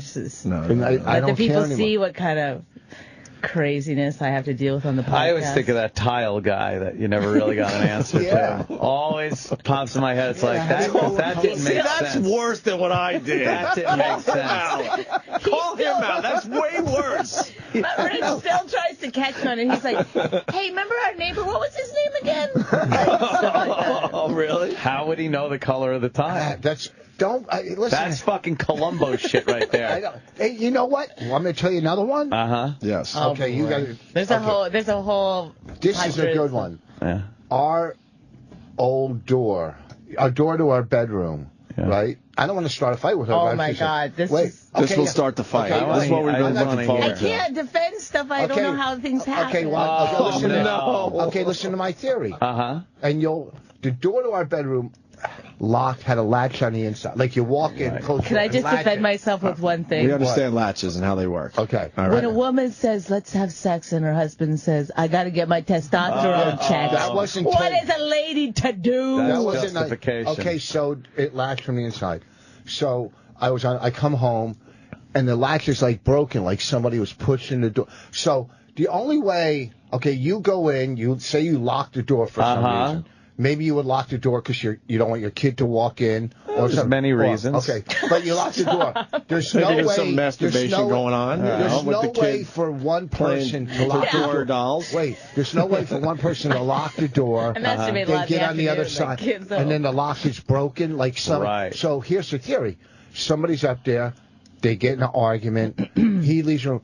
She locks the door. An argument about what? He breaks it. Let me in. You know what I'm saying? Do you understand what I'm saying? I see what you're saying. Well, maybe she I didn't break the door. I didn't have anything to do with it. But maybe hold on. Maybe she locked the door because she was masturbating. And then all of a sudden the phone rang or she heard Raina or something and then ran quickly to open the door and forgot that she had it latched. Yeah. She's not and that my strong. hand was slippery, too. How? She's not that strong. How badly was it broken? Yeah. And what kind of latch? Is it a little wimpy latch Yes. or a big? Yeah. All right. Okay, so it's a little wimpy latch. Yeah. She just tried to open the fucking door. I forgot that it was locked. Hey, you can't take the same sides. That's So not then good radio. No, we're taking the logic side. Your Honor, if I might. Also, there's, Do you know how it's two broke? teenage girls that are often in her house and a 6-year-old. Well, at that time, she was probably more like... So do you know how it got broken? I don't know. I didn't even know it was broken until he showed it to me. You didn't even And Rich, why wouldn't the guy just continue until the latch popped off? And also... He came and opened it. Stop. I never say stop to him. That's a while ago. I let all that go. Ever since I started looking like this. Oh, God. I almost did it over under the time that he would, how long it would take. Wait, so you're trying to get another woman, I guess? Huh? Why are you doing all this shit? Because I know I'm going to land a TV show soon. And fucking, I'm going to land a TV show. He shaved his hairy abs. Yeah. Yeah, So we've been looking at his hairy abs for 10 years. Well, they were shaved a while ago, and then once I get abs back, because... You always had abs. Yeah, but... We've seen him forever. Not like this. He's acting what was like... different? I don't know. What? Like he's at, where it's just a matter of time before he convinces me to get a facelift and then over-medicates me and drowns me in the hot tub. I want you to do anything like that. Why don't you tattoo abs on, and then you don't have to work out as hard. Thug life. No, just Thug life tats on tattoo the shading, and it looks like you have abs. He doesn't work out hard. No? I lift. I just don't do cardio. That's stupid. Yeah, that's stupid. All right. What, cardio? I mean, for losing weight. Good for your heart. It's good, yeah. I can't believe you shaved down. I shaved up here, too. Yeah, that's what I mean, shaved down. I don't mean down. I should get my down. testosterone checked. I shave some shit. You got to Is that gay stuff? Well, clipping and... No, my hair goes... all that shit, but completely shaving like that? Wow. That's a commitment. Yeah, but my hair just keeps growing and growing for whatever fucking reason. It's too much hair. It's too. Yeah. It's too.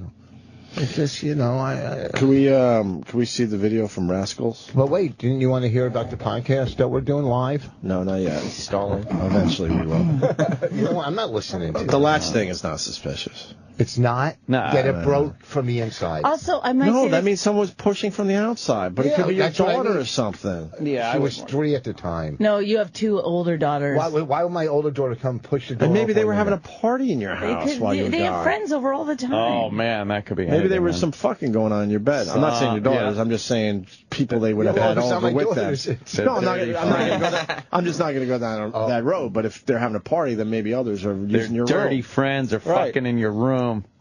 Shit, yeah. You don't think they've had a party or two when you guys are out of town? Oh, when fucking we used to Are have you parties at kidding my me? house, and every room was fair game. Yeah, your daughters are how old now?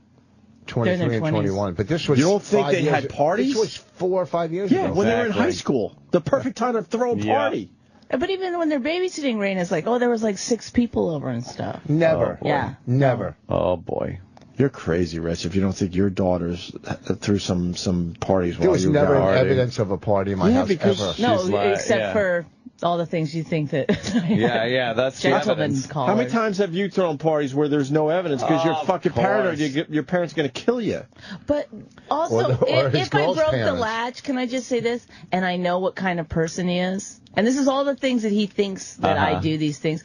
Wouldn't I fix it? Like, why would I leave it for him to find? Because you don't process stuff. That was a party. Get out of my dad's room. Right. Bam, bam, bam. Yeah. That's what happened. I would bet that was a party, if you want a real answer. Well, I we could thought continue about to make that. you paranoid, because that's fun. Yeah. But I think it might have been a party.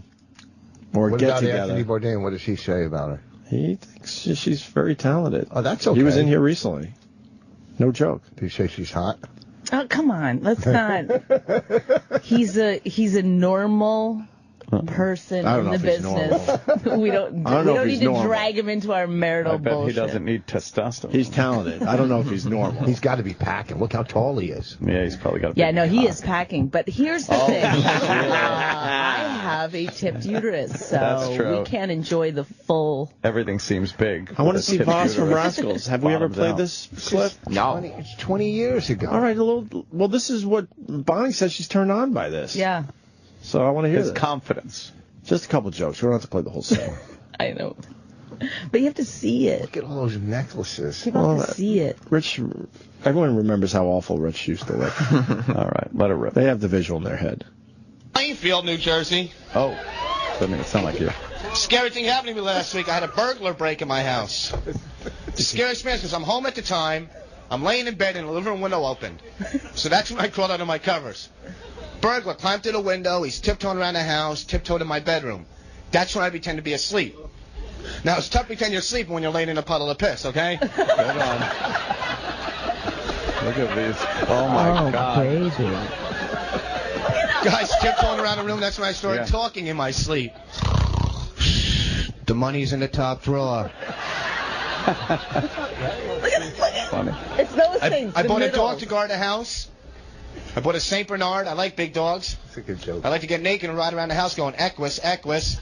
Oh, boy. A little, He thinks that's a good joke. I like doing sick things. brought You some got a dog. culture to it. I knew Equus. Equus. That was hard to say with my whip.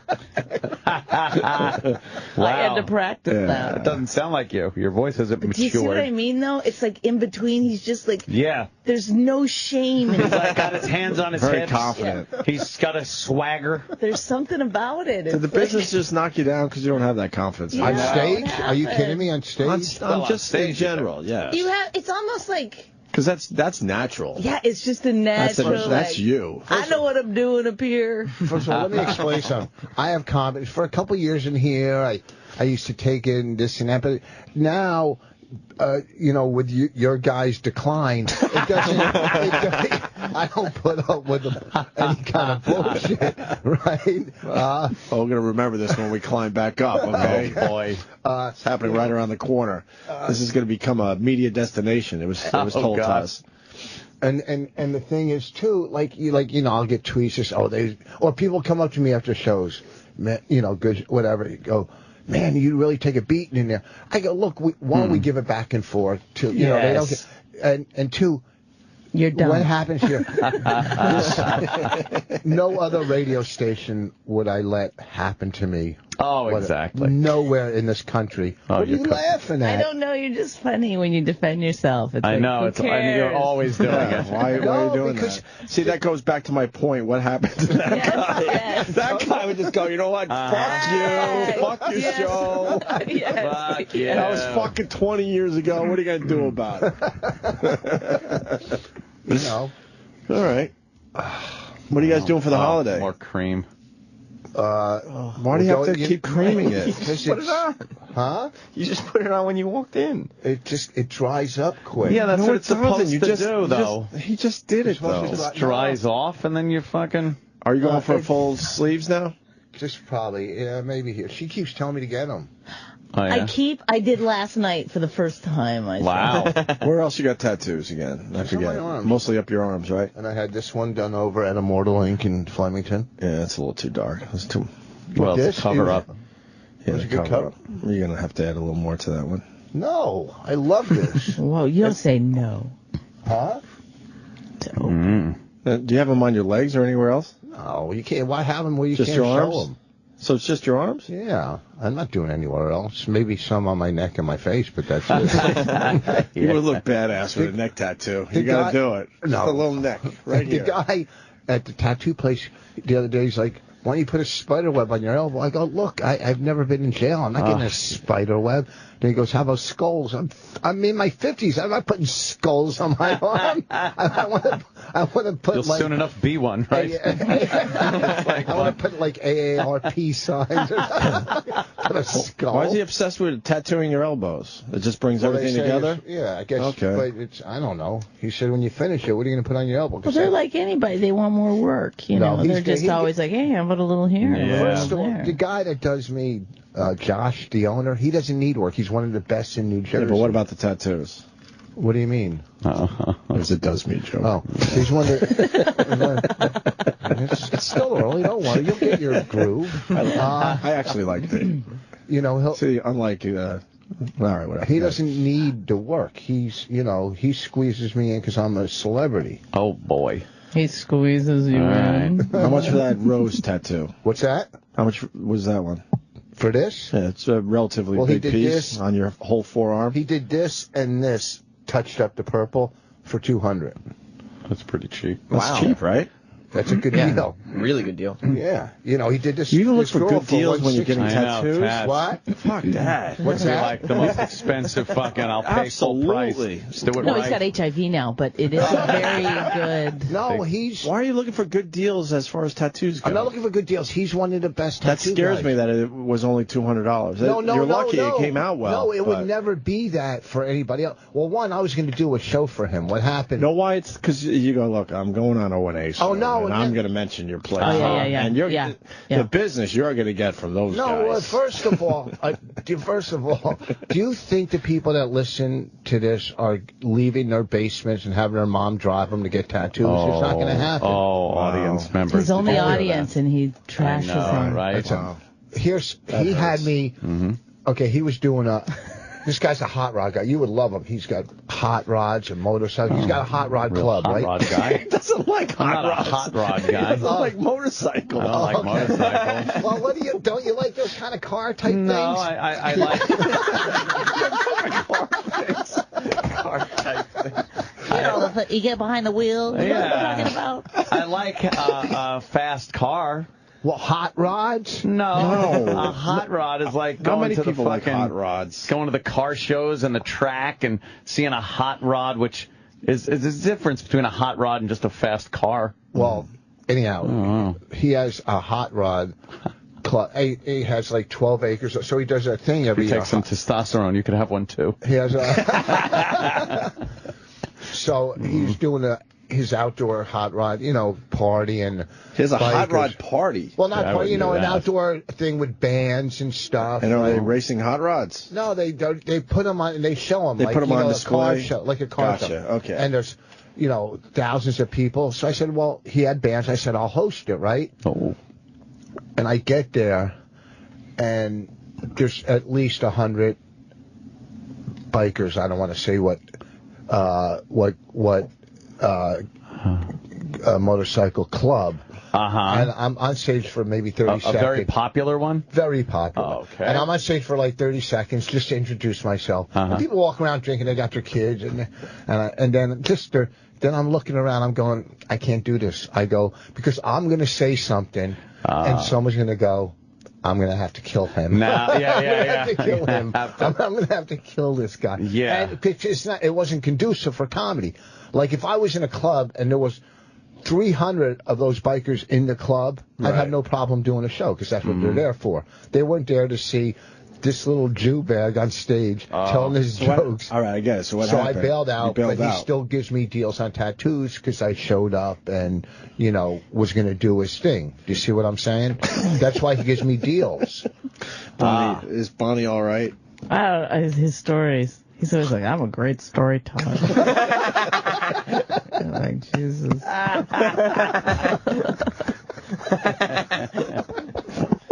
Yeah. I'm a great story. He tells people that. You shouldn't have to tell people. Tells people, I don't know. I have to hear it all the time. You can't tell people you're a great storyteller. No, people could say like, wow, he's a great storyteller, but you can't say it. You got to leave that to other people to decide. Like you're picking your own nickname. Right. Yeah, you can't do that. No, well, you asked why do I get deals, and I told you. Well, let me tell you in great detail. And you being a great storyteller, you hit it out of the park. Well, you like to give details. He doesn't know what details, though. Yeah, that's the problem. Bonnie, is it a turn on, because I listen to the podcast a lot, when Rich brags that he's going to take the blue pill? I don't understand why you have to call it the blue pill. But it sounds like he's waiting for you to get extremely excited because he's going to take the blue pill. Yeah, well, it's better than the way that he used to tell me that he wanted sex, which was to hit me in the side of the head with the gel. I threw it at her once by accident. I was watching TV. Really? Well, I guess we're doing it. Oh. But he likes to just, in the middle of watching something, pull down his pants and, ooh, come on. It's like... Oh, man. You got good presentation. You got to show it off, right, Rich? But there's no kind of... Oh, no. Nothing alluring about it. Him just pulling his pants down. Let's fuck. That's why we need Rich. the lube. How big was I the other night? That fucking thing was like a monster. And it was because I took a pill and we were watching Lock Up. That'll do it. And it was, and the thing is, you got to tell him I'm taking a pill because I'm not going to take it. He acts like that it's so expensive. Like, yeah, they're like $10 if it doesn't a piece. happen, he's like, I took a pill. Yeah, who wants to waste like $10? It's not the money. It's just $8. It's not the money. It's just that I don't have that many. It's not like medically it doesn't do anything to you. It's fine. Where are you getting your blue pills from? From the black market? No, he's got a guy. He was going to do a gig. Okay. And you paid him in blue pills. Another one of those good stories. Come on, tell us how. Yeah. So... Mr. Viagra. Can you, get hard without the blue pill? Not with her. I knew that was coming. Oh. I'll give myself an assist on that one. Oh, Bonnie. I was thinking about this the other day. Like, Rich will fuck up everything in his life. If something good happens, he will find a way to just fuck it up. But why didn't he do that with me before we got married? Like, how come he didn't? Fuck that up. Yeah, no, somehow he hung on to that. And then ruined my life. What is it, Rich? Oh, please. I turned your life around. You've never had a BMW. What year? Well, what year she got it was only 2 years old. That's pretty impressive. 2008, and she got it in... How long have you guys been together now? 10 years. 10 years. Marriage. Oh. No, 9. Is it 8 or 9? It's 8. We celebrate our 8th. I always go with how long I've been with my... She never gets me a present. Instead of the how long I've been married. 9 years are pretty much a limit. What's that? That's like a big 9. At least with me. Oh. It's always like, yeah.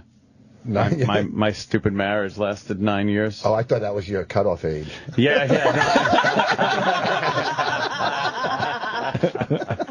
You know, you deserve to rub some lotion. Do it. You deserve. That's his tell now that he's told a joke. Rub some lotion. You deserve that. What do you call? What was I going to say to you? I don't know. So many things. I don't like. All right. So what's this podcast about? I'll help you out. Instead of watching you trying to figure out what you're going to say. I can't do it. I wanted to watch. What's the Caroline thing? We're doing this weekend. This weekend I'm at Gotham. We're not doing it there. This weekend. Gotham? This weekend? Friday Both you guys? Saturday. No, just me. Okay. Fine. But one night at Caroline's, like on the 9th in January, we like if you listen to this podcast that we did in L.A., we went to a podcast festival, which was tons. All the podcasts. Sounds awful. To be honest. It was kind of. Was it cool or what? It was a lot of fun. Like it was, Mark Maron's podcast was there. All like a lot Who of got that together? They do it out on the West Coast. No, who organized that to do a podcast festival? That's a bunch of guys that have podcasts. You know, Benson's podcast. There was Dana Gould. There was some big funny podcasts. You know, Aisha Tyler. They're all big podcasts on the West Coast, and I guess throughout the country because they're always in the top, whatever. So there was only 2 East Coast podcasts: Keith and the girl from Queens, and us. Who's Keith and the girl? They were like the first to do podcasts.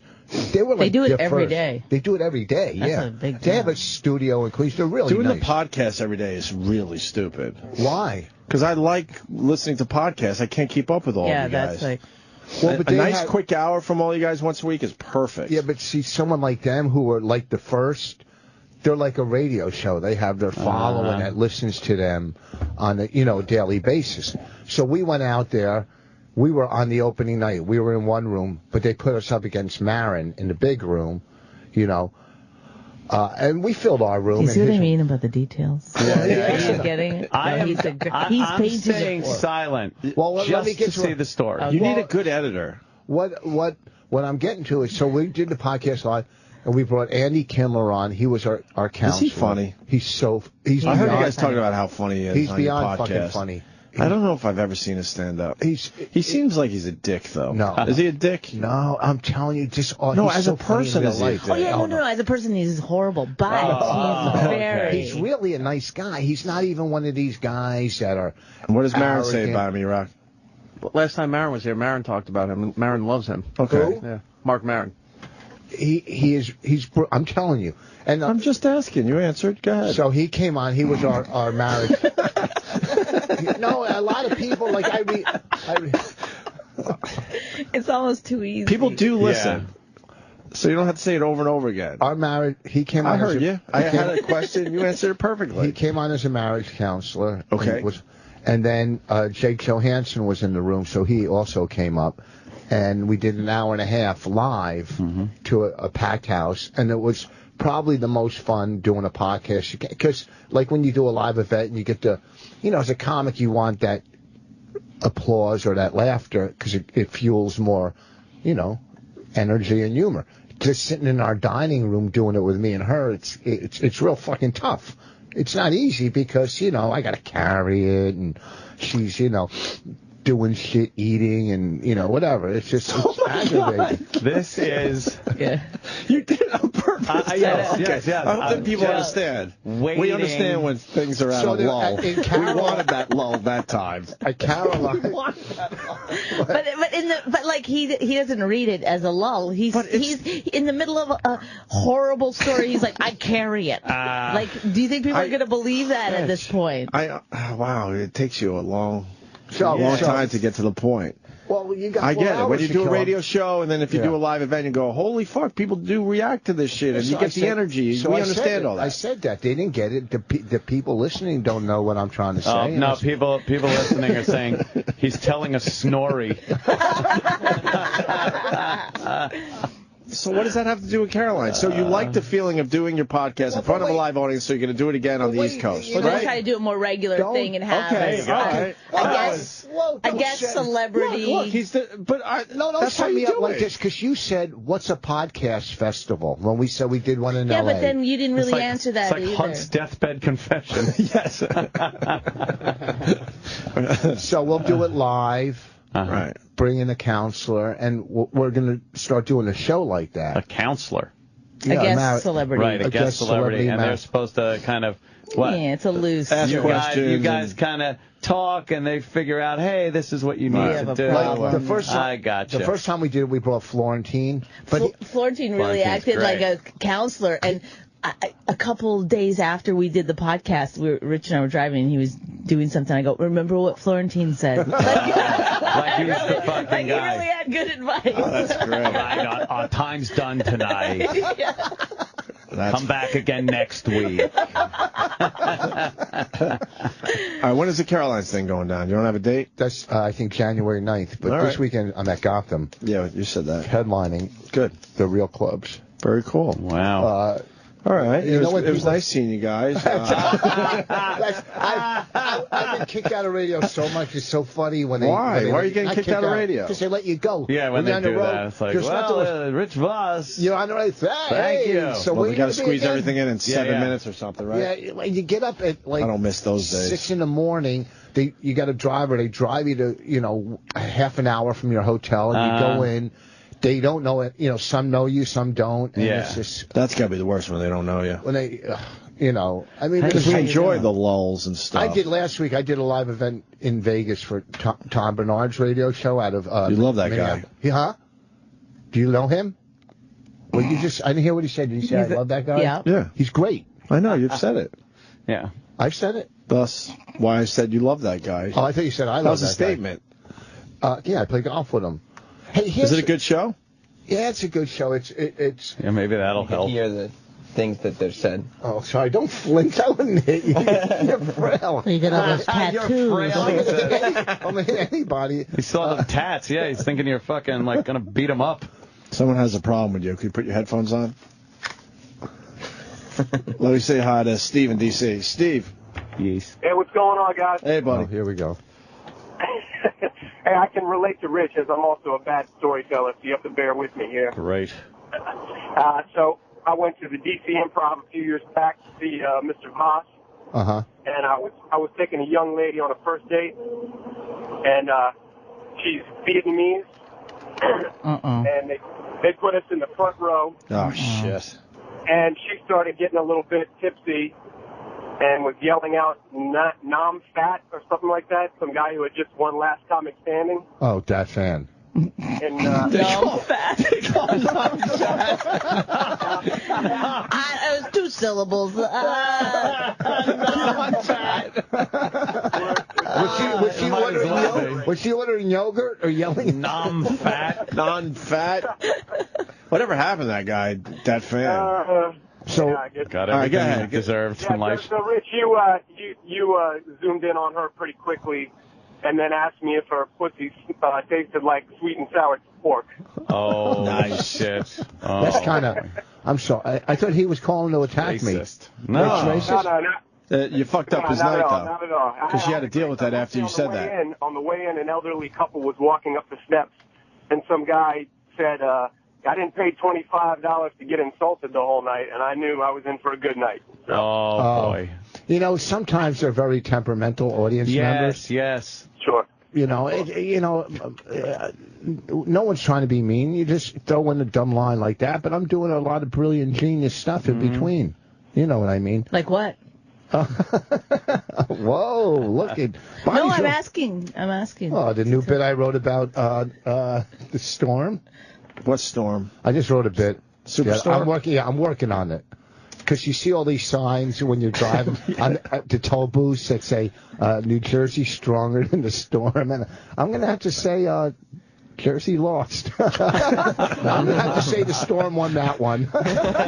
You've seen enough neighborhoods to... I'm going to say it's not even a draw. Right. Okay, that's funny, actually. That's a sound assessment of the situation. Jersey got his ass kicked. How arrogant are you that you think you can beat Mother Nature? Yeah. That's funny. Yeah. At least call it a draw, right? I mean, I just said it's not even a draw. Oh. Okay, maybe if you pay Bonnie, attention, right. okay? Damn, I bring her in here. Fucking, it's just. Oof. Where's the movie at? You guys sell the movie? don't talk about that. Yeah. Oh, no. No, we have a deal. No, we have a deal. And here's another. I'm so sick of talking about it. I know we don't. It's been so long. It's going to come out. Look at the Scarborough. It's going to come out. They're comics. They're twins. No, I know who they are. They were at the podcast festival. Yeah, they have a big podcast. We have a couple of deals on the table. We're just trying to finish the legal stuff. Fucking lawyers. I'm not saying. I wrote to my lawyer the other day. I said, I write to you. You'll say you'll get back to me the next day. And I don't hear from you. Right?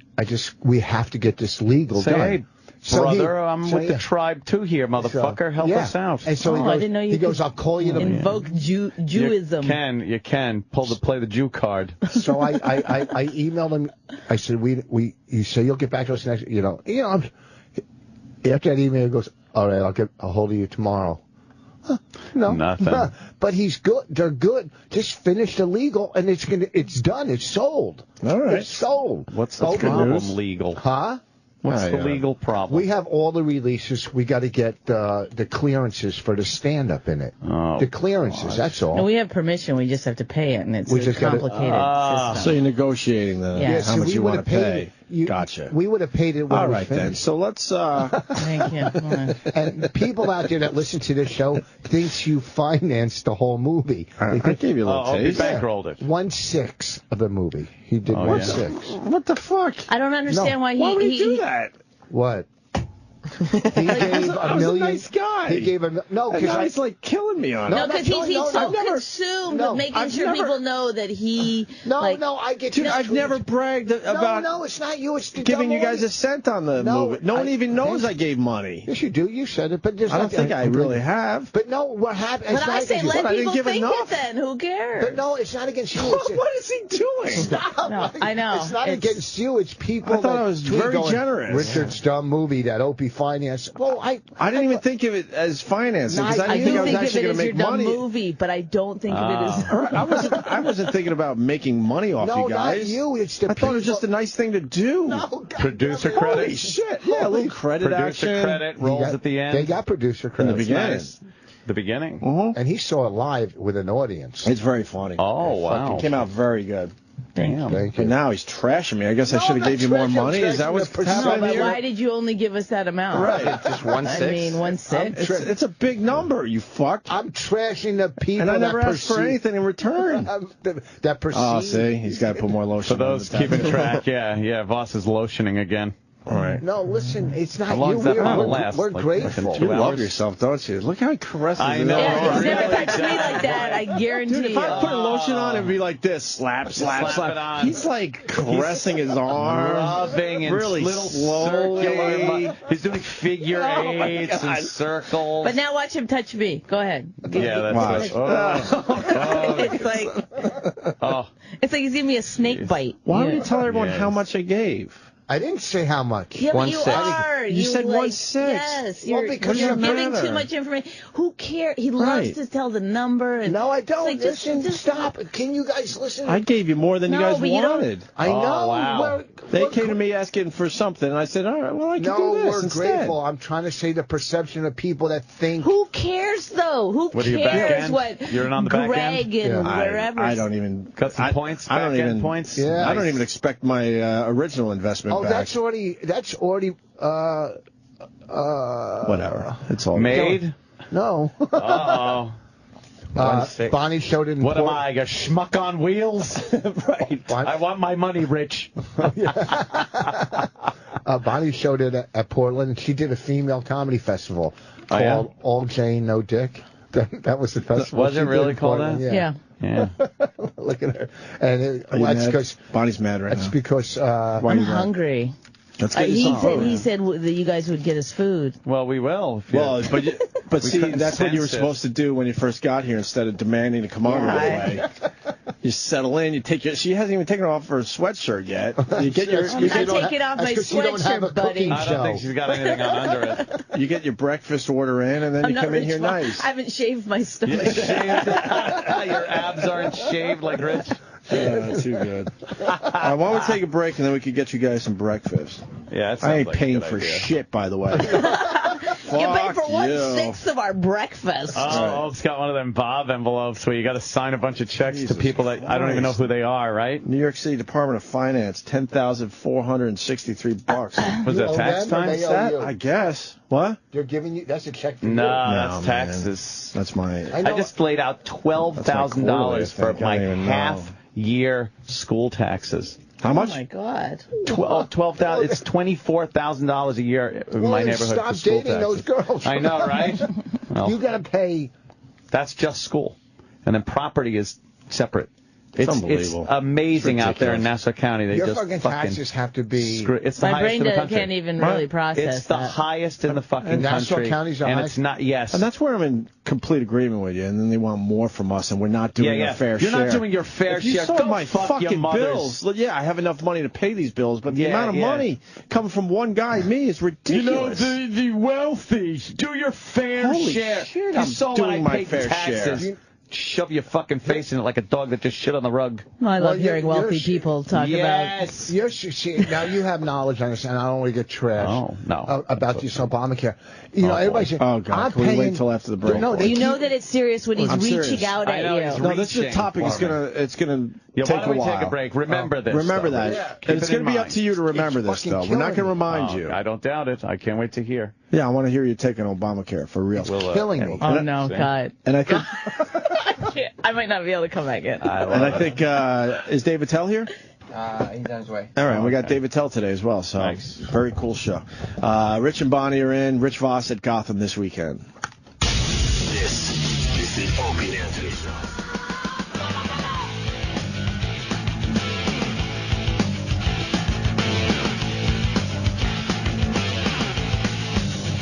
If you do that creepy lean We got David Tell in studio.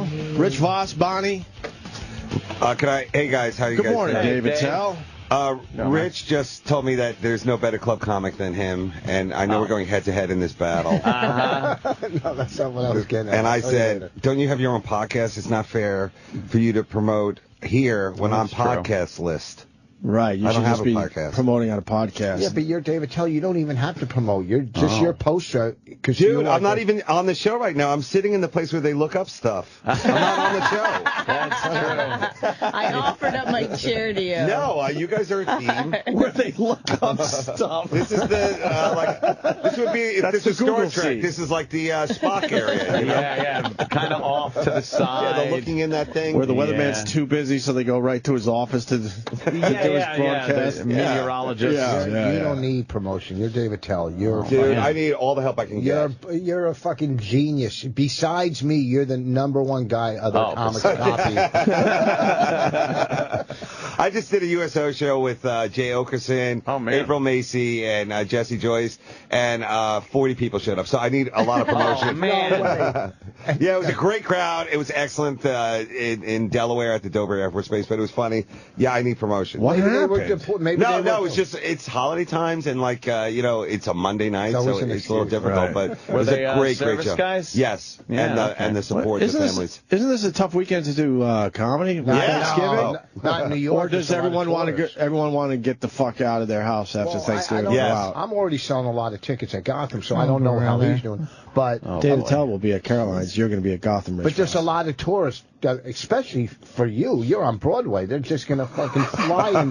You're working Broadway. They're going to come flying in. Oh yeah. Well, Gotham where is that again? That's in Chelsea. That's like the other That's where the Broadway people live. That's gay Broadway. Yeah, it is. Hey, Dave, you got here just in time because What happened? we held Rich Voss back for the commercials because he's going to give us his take on Obamacare. Oh, wow. Yeah. Apparently, this is why it's. And we killing- wanted to fucking clear the field. for apparently us. it's killing him, as he said. Well, listen. Wait, before you get started, Bonnie's from Canada. You should jump in on this because they have health care. Oh, they have that socialized fucking healthcare. It's There's great up nothing there. wrong with socialism. What? Tell that to your crack fat mayor. Yeah, yeah, exactly. We all love him. That's how magical That's how great Canada our is. healthcare is. He's on crack and he's fat. There you go. Okay? It's a magical world up there. Yeah. If you beat off, a woman appears. It's backwards land. That's what I call Canada. Backwards world. Sorry, go ahead. Why has he been so quiet lately, this Rob Ford? What's wrong with him? He doesn't understand. He's got the heat right now. He's got to keep going. Hey, buddy. He went away for a bit. Yeah, do more I think they took. Didn't they take away his all his powers? Now but he's that's just. He's just a figurehead. he's just a figurehead. Yeah, but now he has nothing to lose. Now he should really start getting wild. Let her rip. He should try to be a dictator, like Toronto's Yeah. dictator. He's so Canadian. It's so funny to watch. Like even his sister, she was on, defending him, and she's like, "He's not an alcoholic. You're gonna count binge drinking. Okay, have I had to ask him to leave my house? Yes, I've had to ask him to leave my house. Does he pass out sometimes? Yes, he passes out sometimes. But he's not an alcoholic. But he's not an alcoholic. Do the 911 call from. I don't come do on, things please, come on. Do it. Who was the girl that was the 3 girls that were held in the basement for 10 years? Yeah, Ariel Castro's Yeah, chicks. what was the girl? In the What's house. her name? Amanda Berry. Amanda Berry. Oh, you do? The Amanda Berry call. What she calls I 911? love that Amanda Berry. It's Amanda Berry. I've been locked up for 10 years. Okay, where you at, Mandy? No, you don't understand. I need someone to get here quick. I love how she thought people were still looking for her. She had no idea. That's hilarious. Yeah, no one fucking gave a shit. What did she say? She goes, you know me. You know me, I'm Amanda Berry. Oh, shit. What have you done? Where you at, Mandy? Where you at? Where you at? That's terrible. I think that's a great take on the kind of humor we can expect out of the bosses. Hurtful, topical. Working with them. Okay. Wait, you're not on the gig, Bonnie? No. Is that a genre? Hurtful, topical, yeah. Yeah, but if you want family-friendly Broadway style, like a wet for no reason pretzel served by a terrorist. What's your bonus? Your bonus number? 50? If you Wow, now they got inside shit going on. Every comic has this thing of like, when do they pull the curtain? Where they disguise half the room, the empty, your career is dead part of the room. Yeah. It is like putting a veil over a body. Like, all right, you don't need to see this. You don't need to see this. But at least they make the curtain black, so they are trying to trick everybody. I get curtain off after the second row. I go up wearing a curtain on my head. Just not to see. So horrible. I used to walk in the Carolinas and go, oh, it's a curtain show. Okay. And then you lower your expectations a little bit. That's what's great about the road gigs. The rooms I do are so small they can't have a curtain. Oh. I did a room. Just a shower curtain. I did a room 2 weeks ago where I wasn't allowed to say fuck or do crowd work. Why are they doing that shit to you guys? I understand doing it to fucking radio guys, but leave the stand-ups alone. Because Who gives a fuck? What's the problem with saying fuck on stage? He wants to compete against the other club that's dirty. He wants to be the clean club. Well, that's just stupid. What club is it? They should be called out. Every one of these clubs that do that to you guys should be called out. I'm not saying the club. I'm not going to burn the bridge. Like Bonnie's like, don't you fucking Dave, do you think that's stupid? I don't see why you should burn that funny bone bridge. No, I think it's horrible, especially if you get a guy like Voss in here. Like, like he's going to be edgy, as they say. And crowd work. As everyone would say, a little blue. What are they doing? They're going to fuck that up, too? Friday, and wait, hold on. Go ahead. So the sign out front goes, no F-bombs at this club. It said F-bombs? Yeah. Well, you're not going to say fuck. He should just sell the club is what he should do.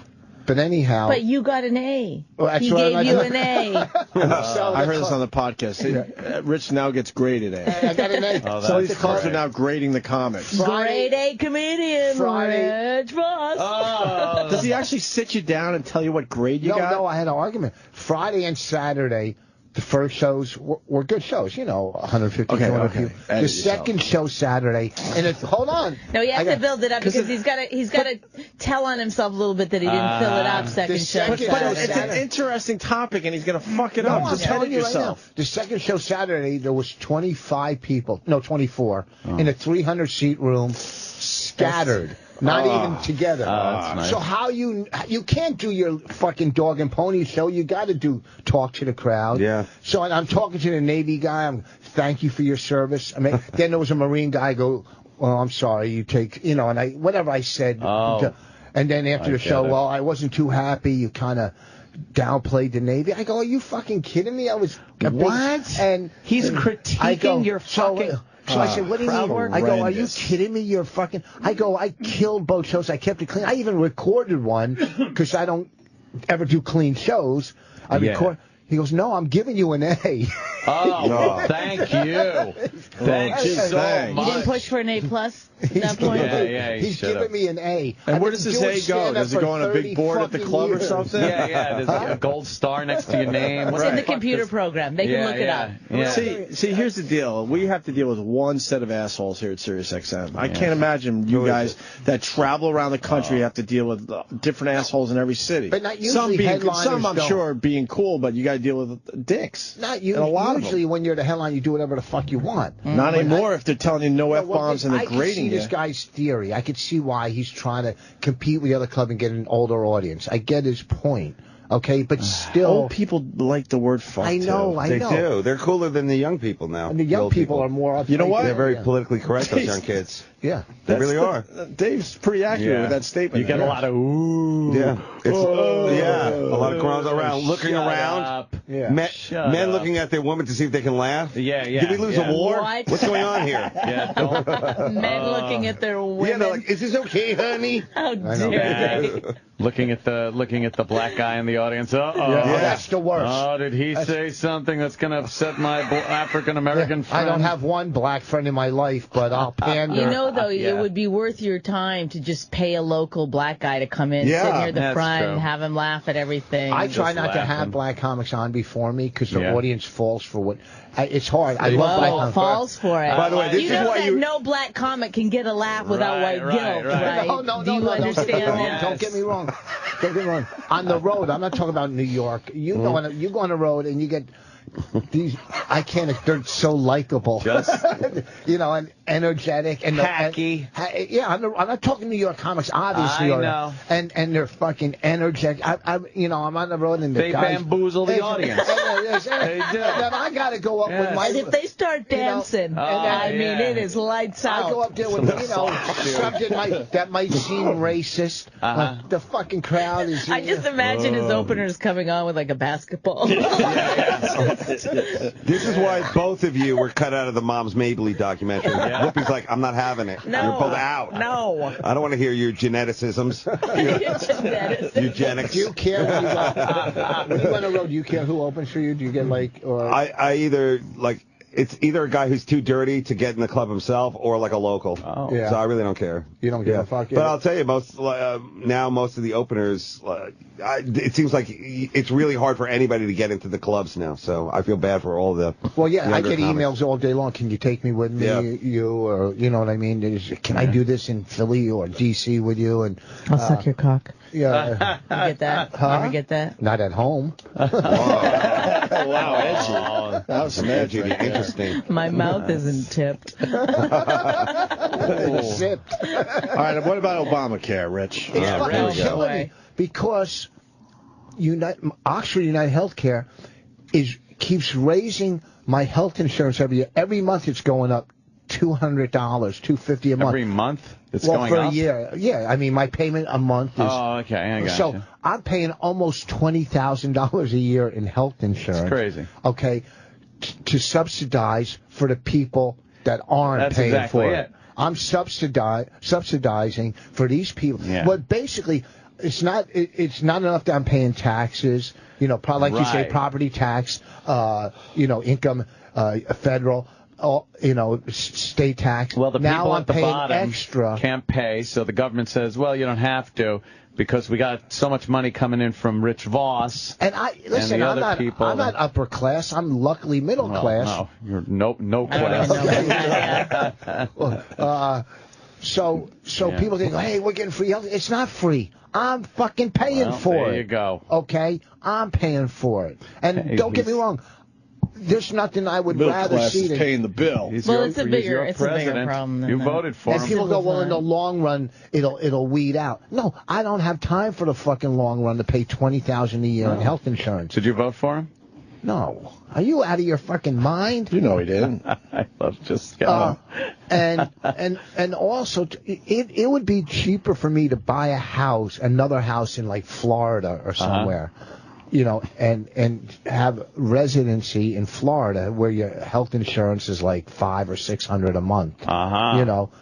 It would cost me $10,000. I'll save $10,000 in health insurance, which. So welcome to Obamacare. What can I do for you?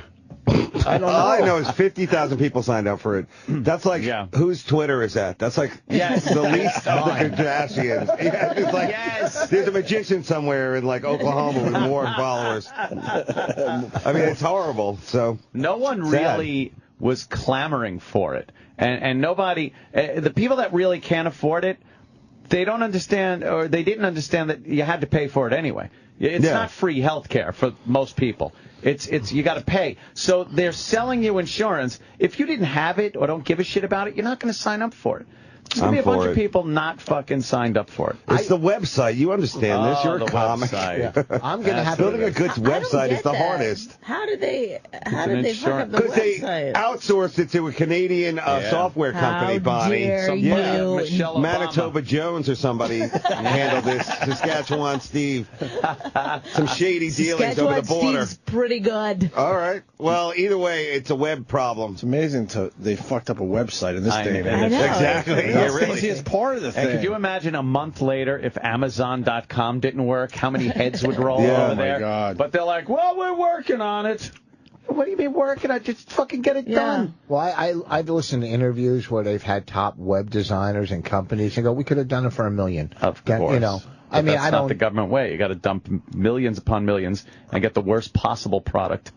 They're terrible. And I'm not against it. Of course you would want free health care. Of course. I mean, if it was right, if you got to see your own doctors and didn't wait a month for... Our government and system and people aren't set up for free health care. Well, first of all, one of the reasons why it works in People Canada are is there's not. a lot fewer people. It's Elysium. They don't deserve to go to the spinning ship. The spinny nice place. They can't be in the tanning bed. And I'm sorry, Bonnie. Everyone in Canada fucking crows about their wonderful free health care and stuff.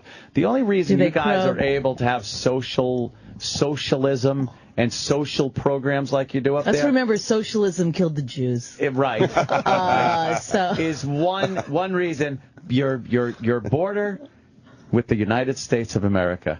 Yeah. And that's the only reason you're able to fucking, it's like you're fucking in the same family with like some rich guy, and you're able to buy some toys and have some fun because the rent's going to get paid. But wait, we're not subsidizing. It does Are you kidding me? How are we subsidizing Canada? It's not subsidizing Canada. It's that Canada doesn't have to spend horrific amounts of money on like national defense because they know we're not going to sit still They step while up. Canada gets invaded. That's not fair because if you weren't here, there would be no reason to have a national defense. Oh, we wouldn't. You join NATO. You don't think You're the in. Soviet Union would have plowed over Canada come if it wasn't for fucking the United States being there?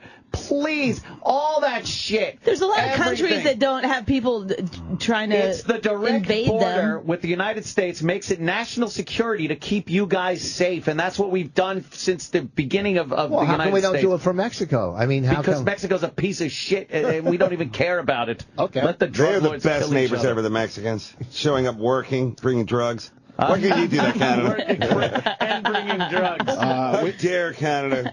We got Giving Colin. shelter to Geronimo. Oh, sorry. Sorry about that. Yeah. We got Colin Quinn that wants to pipe Oh, in. Here we go. Mr. Quinn? Wow, it looks like I stepped into a real maelstrom. Rich doesn't know that word. He thinks it's a gay club. I said it to make Rich laugh. Yeah. Wow. How are you, Colin? Carl. Wow, what's going on? You should have come in. We got Rich, we got Bonnie, we got David Tell in studio today. Wow, you guys are really lighting it up, huh? Yes. Every club in the city is covered. Where are you doing your Hispanics show this weekend? My what? Nothing. Shut up, boss. Why don't you block me like you do the rest of your followers? Are you a blocker? There's nothing worse than watching boss lecture his followers. Yeah, there is one thing worse. Your second one-person show. Wow. Richard. Oh, that was Richard. mean. I saw that show. It was very I cool. know, I love it. It's You know my what fourth happened? one-person. It's my fourth one-person show. The only one that's seen all my shows is David Tell. I did, and I loved it. It's about the Constitution, okay? Yes. But how happy were you when he skipped from 6 to 11? Come on. Well, all I'm going to say is I also saw Mike Tyson's thing, and Mike Tyson had better graphics, but your story made sense. Wow. There was no holes in your story. So go see Colin's show. Can I just say something? Rich used to always just kiss Colin's ass constantly. And then just one day it dawned on him, one-man show. Like, Colin can't help him. Oh, you know? right. Figured First of it all, out. Colin, that's where you're wrong. Solo show. Colin is my favorite comic anywhere, It's true. anytime. Okay. Tell's in my top 25. No, Colin is the guy. Colin. I didn't even make the top 25. He's the Dave. only one I ever fucking mentioned in an article on radio because he's brilliant. Wow, that must be a lot of press for me. Okay. Why do you think I use his cousin to open for me whenever I'm on Long Island? Oh, right. I try to keep it in I his like family. Tim Gage. I love him. Leave my cousin out of it. Fucking Cumia's brother beat the shit out of my cousin. Wow. You got to let that one go, Colin. Yeah. No, we're not letting it go. You hold a grudge, I think. Why We're do not letting it go. Joey C. used to beat up Tim Gage, and we don't like it. Are we at least He was over the Mark asking for Cuban it. incident? No. Oh, man. I'm over it, Opie, but every time I fucking see that smoke in his face in the news, I watch Is that new? it's like that cartoon watching dollars fly away. What's his issue? What about Paul Anka? You over that? Wow, that just said everything. That's a good question. You know, Yeah. like, So you're over Paul Anka, and you're not over Mark Cuban. What happened with Mark Cuban? We kind of, I don't know, we were lame. Bill Burr. We were lame that day. Me and Bill Burr were kissing Mark Cuban's ass a little too much. And Colin was relegated to the couch. It just got ugly. And then I took a shot at Colin. I wasn't really Yeah. taking a shot, but it might have been. I was livid. The worst part was I was so mad, and I turned on Mark Cuban, too. Yeah, he's like misplaced anger. Oh, he was just No, angry. he fucking tried to jump in, too. Oh. He was like, I guess this guy's a whipping boy. He fucking... Oh, shit. Yeah, it was. Wow. Give me a coffee. He was like, a lot of people watch that, so it's just ugly. And I was the one that had the previous relationship with Mark Cuban. Oh, yeah, okay, yeah. It was a small one, but, you know. Yeah, but it was a relationship. When do you think, Colin, can I ask you a professional? You know that guy Incognito? You know that? Yeah. When do you think he'll start touring? Because I cannot see him not turning this into like a club thing or a podcast. I can just not see it. I mean, he is the guy of the moment. He's in your face. We all know where he stands racially. Well, I mean, he's going to get a reality show, I guess. Something like that. Do you guys think it's lame when guys get stand up, when they start doing stand up because they just were in the news for something? Ugh. And all of a sudden they're like, One just called in. That is a slam. Jesus. Rich, are you saying that as a comic or as the supporter of a social net of healthcare? I like how you think you have like this job, like you're a retired something like airline pilot. How much Social Security do you think you actually paid into the system over all the many years? Social Security? Yeah, or whatever it is. 8,000. Okay, there you go. there you go. It's a good. You're like one check away from like the meth guy who also worked at a Denny's as a cover job. Cook. Do you have health insurance? I think so. I don't know. Jesus. I usually go down the Voodoo, like what you call it. Voodoo is the stop gate. In New Orleans, they have the Voodoo shops. It's like they're Dwayne Reed. They really do have it down there. People walk in. Sorry, I had to hack it up. Sorry, guys. Where were we? Oh yeah, healthcare. Right. Carl, what are you doing? Where are you? Yeah, are you doing the show on the road? Nothing, guys. You have to talk. I just want to listen in for a while. It's lonely here. Aw. Well, you should have came in. He's out in Staten Island. Oh, you're far now. You're in Staten Island now? I missed the days when Colin was pretty much across the street, and he would almost come in with his pajamas on. Yeah. Huh? A little bit of Staten Island Ferry now, yeah. But I didn't want to interrupt you guys. Were hammering Bonnie about the Canadian healthcare. Well, yeah. I don't want that to end just because I called in. Well, no, that was that's great okay. stuff. I was just, I think it's reasonable to say that the Canadians were able to spend their money on a lot of other things to make their country better because the United States was down here with, pouring money into our military, keeping the evil people away from this hemisphere. We have their back. You've seen that movie, The Devil's Brigade, haven't you? We gave him one sure. job. That's the best. We gave him one fucking job, which is watch Rwanda, and look what they did.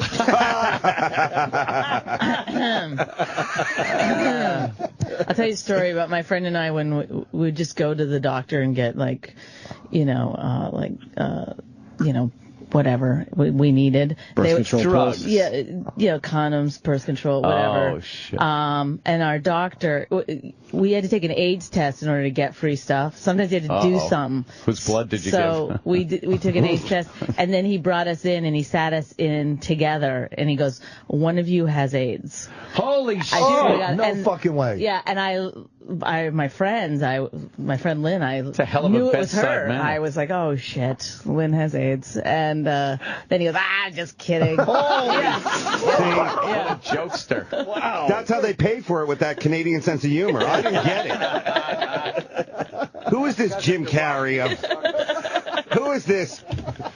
Wow, that's funny. And we got our birth control pills and left. And then he went and rubbed. Then you guys got back on your sled and headed to their life below zero. We couldn't afford a sled. We had snowshoes. Here's the good thing about the Canadian, they have our festivals up there, which is a slam on this country, that we can't hold our own comedy festivals. We had the New York Comedy Festival. Were you involved in this? Yeah, we did one night. Okay. We did a podcast thing. Well, that's how less I draw. I can't do that festival and then also work Caroline's. I have to pick one. So I always pick the club over the festival. And it never feels like a festival, to be honest. It doesn't. With you. I mean, that Montreal thing is amazing. It feels more like that wedding in Game York? of Thrones. The red wedding. The red wedding. Everyone's going to die. I'll tell you something. Yes. I was going to just be quiet and enjoy this conversation, but the New York Comedy Festival infuriates me on a fucking level so big. I can't even take it right now. Go ahead, Carl. Spill. Why? Because I've never really been given any fucking... You can be on shows in the New York Comedy Festival and find out a week later you were in the New York Comedy Festival. You don't realize at the time. You didn't know at the time? Oh, that sounds like a fucking piece of shit run festival. You weren't in the festival, Colin? Jerry wasn't doing anything? I was in it, actually, like Bonnie said, accidentally. That Bob Kelly podcast show was in a fucking festival. There you go. See? Closest I've come. That's why you got paid more than $25, Colin. That's festival money. That's festival. It was $100. That was a good show, though. Nice. Colin is my favorite person. He's my the best. favorite person. Colin It's so much fun to be with him. It really is. Oh, Jesus. I bet you don't say to him, I got to get my testosterone checked. Oh. Because I don't need it with him. He can't fuck Bonnie anymore. I don't know what happened. He needs some testosterone. Yeah.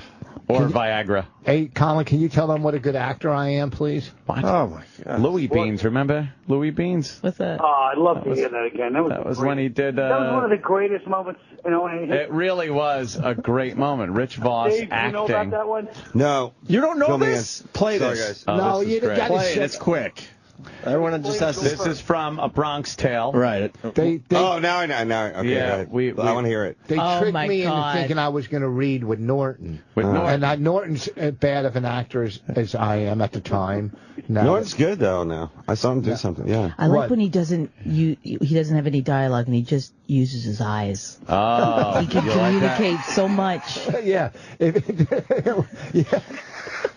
Because he's blinking Morse code. He's known as Loud Eyes. Lower your eyes. He's blinking up the scenery. His eyes are overacting. So then, He was like the dog in The Artist. Right. So we switched out. Norton For Chaz Palminteri, who, of course, wrote A Bronx Tale. Starred in the movie and did the one-man show. Yep. So he did a scene, and of course, Charles Palminteri is just flawlessly natural doing it. And we're gonna Okay, guys, you're not doing the interviews. Relax on the fucking guests. Mark Cuban all over again. We're gonna do the dry Every version. guest is a god on fucking Opie and Anthony. No, we've gotten better since you called us out. Oh, I notice it every time now. No, I feel like we've gotten better since the big call out from Colin Quinn. Every time I ask a question. So back in 1974, when I just imagine Colin listening, going, "Oh, shut up, stop it." He pretty much says we stop our whole show to kiss their ass, and he's right. I know. For the most part, he's right. We suck. Here's the dry version of that day. We usually play the production piece. Oh, right, yeah. So here we go. Beans, you can't dodge me forever. Oh, my God. See, what are you doing? Come on, what are you yelling about? John, I got a problem with this guy over here. Louis Beans, this guy owes me 20, and it's been 2 weeks now, and every time he sees me, he keeps dodging me, John. Should I crack him one or what? Listen, see, come on. Sometimes violence is not the answer. Is he a good friend of yours or not? Nah, John, I don't even like him. Well, there's your answer right there. Look at it this way. It costs you $20 to get rid of him. He's never going to ask you for money again. He's never going to bother you again. He's out of your life for $20. Come on, you got him cheap. Yeah, you're right, John. You're always right. How do you know the right answer all the time, Johnny? Well, I try to keep my eyes and ears open all the time, and I read. You read? Yeah, I read. Come on, let's go to Mario's next door and get something to eat. What do you read? That was the only I read things, real I moment. read philosophy. Philosophy? You read philosophy? Come on, John. Sure, you ever hear of Machiavelli? Who? Come on, Nick Machiavelli. Who? Oh, wow. That was good. That's really That you read line, I think, was your best line. That guy with Voss, he's going to make it. Yeah. He's all right. Were you like all nervous? Were you holding the script, or can you memorize it? No, I got in here. First of all, they said, come in tomorrow. We're gonna, and then I got in here. They go, you and Norton are going to read the script together. Mm. You know, I didn't practice. I did an audition yesterday. Knocked it out. Yeah, of why the park. practice for our big radio show? What was the Because I audition didn't for? have it. They didn't give me the sides or anything until I went in that morning. Do you have a regular straw? Is that my coffee? Thank you. Wow, look at that little airplane meal you made for yourself. A little quick flight to Albany. So that was, I didn't know that you were an actor as well as a comic. Yeah, that was good. It was my oatmeal. There's this guy, Louis Beans. We missed that part because the track skips. Do you want to hear that? Yeah. Just a really... Boy, that Chaz, he was a good sport to do that. Oh, yeah. He was great, man. Because think about it. That's like a dolphin swimming with a tart. I mean, he's such a good actor. Exactly. That'd be like a dolphin swimming with a tart holding a bowling ball. I mean, he is so good. No, yeah. All right, go ahead. Play that first part. Yeah, I just want to That's quick.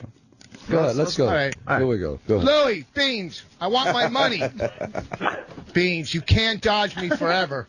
Look at See, what are you doing? Come on, what are you yelling You about? can't John. dodge I got me a problem forever. with this guy over here. Louis Beans. Louis Beans. All right, that's enough. I love that. The guy, Louis Beans. Oh, is that great? They, Oh my God. This has been going on for 10 years. It's been going on for 10 years. And God hoping another 10. It never stops. You're Why right. do you show the clip of ice cream coming out of Colin's ass in Grown Ups 2? That was real method acting right there. Oh, what happened there? I saw it. I didn't see Grown-Ups Grown Ups 2. But I don't like the fact that Voss has really zeroed in on that like that lately. It's because it's the last thing you've What's the done problem in with that 15 years. scene? Nothing. Colin was very funny. He saved the movie. I didn't Shut see up! He was good. I get people good trashy, and then at the last minute, you always back off a little bit. It's really I annoying. know. He's so in love with Colin. Oh, God. Yeah, you were the one that brought it up like it was a horrible scene, and now you're saying he saved the movie. No, he did. Yeah. Up to that. So what up to is that it? point. Up to that point where he became a prop actor. Okay. I'm just kidding, Colin. I love you. I love you. Yeah, I better not get that fucking call later. Hey, you know, we get a kid around. You know, on a radio show, it's, you know, we all pump things up. You know. All things are being equal. I thought I was the only one that got those calls. You're not mad, right? We all were taking shots. We're all having a good time. How was my appearance? I thought I did good. I want to grade myself. He used to call me and give himself grades. I was a club owner then. Well, now the club owner's doing that to you. What do you think of that, Kyle? There's a club Rich played recently, no F-bombs, and they grade you at the end. What the fuck is that about? A grade A comic. Huh? Who does, the club owner? Yeah, he won't tell us which one, but I think it's fucking bullshit. And that I pray more. I pray more club owners don't go down that road. I just humiliated. Goddamn morons. It was a stretch factory. What? I'm only kidding. No, it can't be stretch. What did this club owner give you? No, Vinny, you have to grade him. He will hound you after the show. What'd you think? Did you like it? Did you watch all the new stuff? What you do, you watch Vinny. You try to grab one thing, and then you can go and mingle with your friends. So later after, you're like, the bit about the whatever, that was fantastic. Like, oh, yeah, thanks. Well, what about the other one? I know. What about the other one? I don't know. What would you give me, an A or a B? What? Anyway. I like when... But we love him. We love him. He's great. Oh, yeah. Well, you're talking about Norton's expressive eyes, that when he's not acting. Yeah. He's like the governor on Walking Dead with that one eye, but he has two eyes. Just like really looking. It's like his whole face is a mask. Looking through a recurring part in the distance. Hey, Carl, what are you doing tomorrow? You want to come in? Yeah.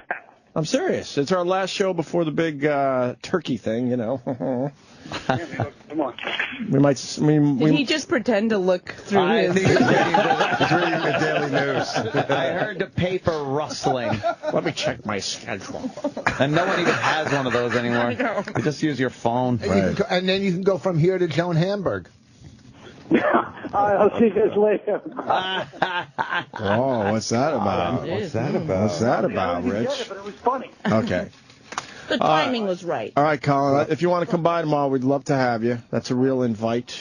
Are we promoting anything? No. Okay. Oh yeah, what am I saying? I'm at Tarrytown Friday and Bayshore Saturday. You guys gonna come out? That's a great theater. You're at Bayshore, what, Saturday?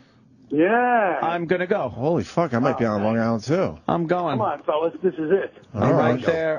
Shit. That Tarrytown Theater, that's perfect for a show like Is that the old porno theater?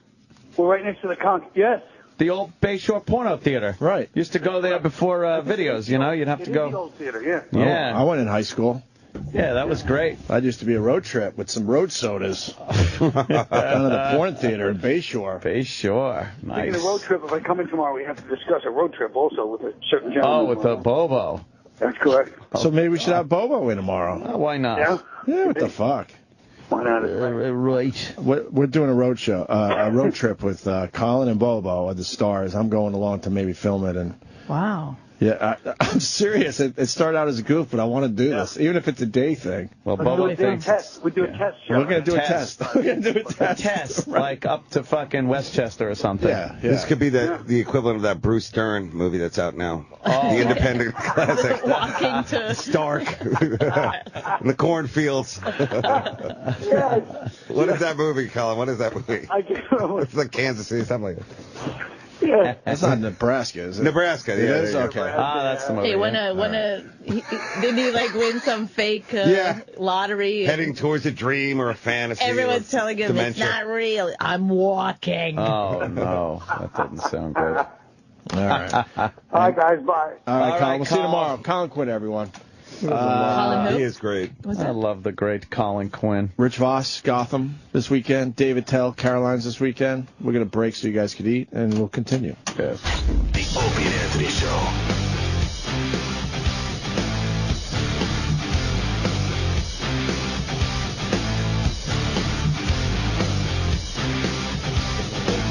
Got a busy room today.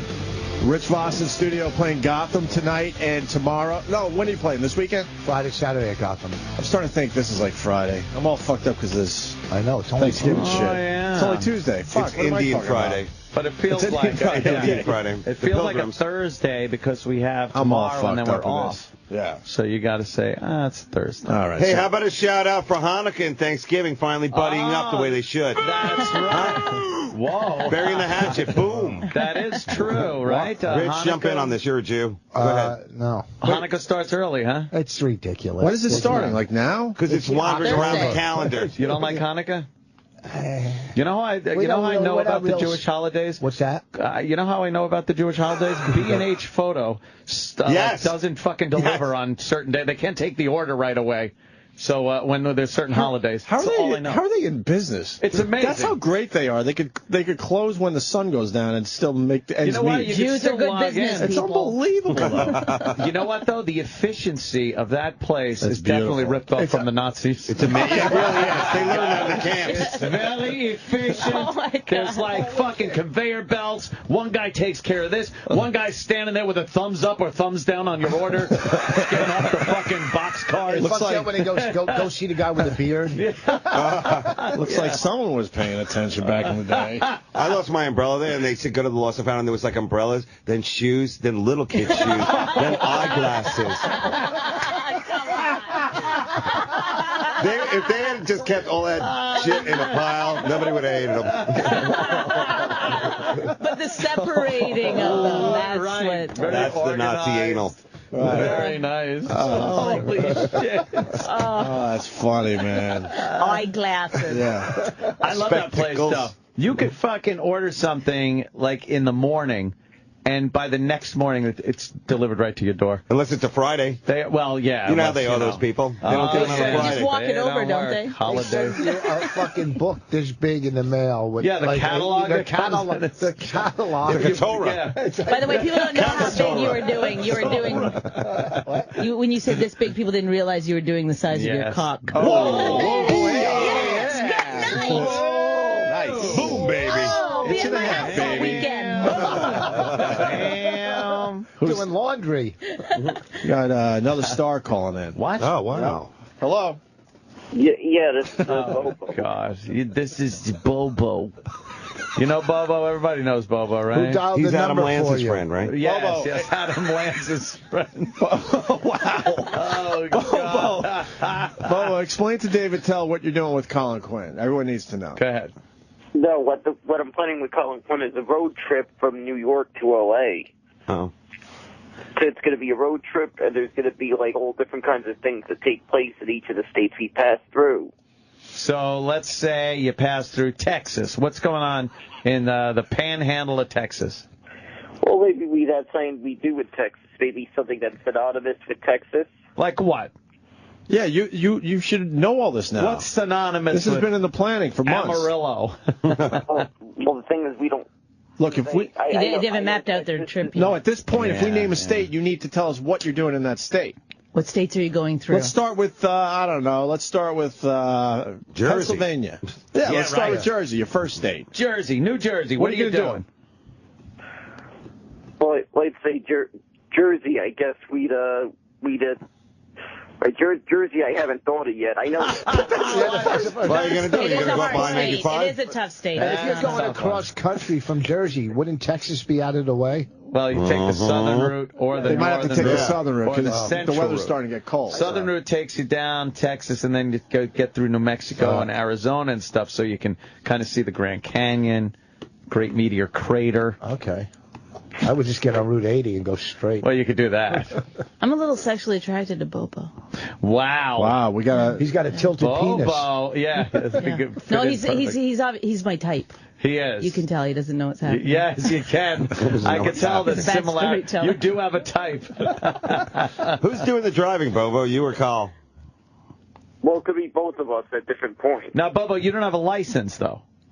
Yeah, but by that time, hopefully, if everything goes as planned, I'll have a license. When is this plan going down? There's no better way to learn to drive than on the road itself. Yeah, absolutely. That is the best way to do it.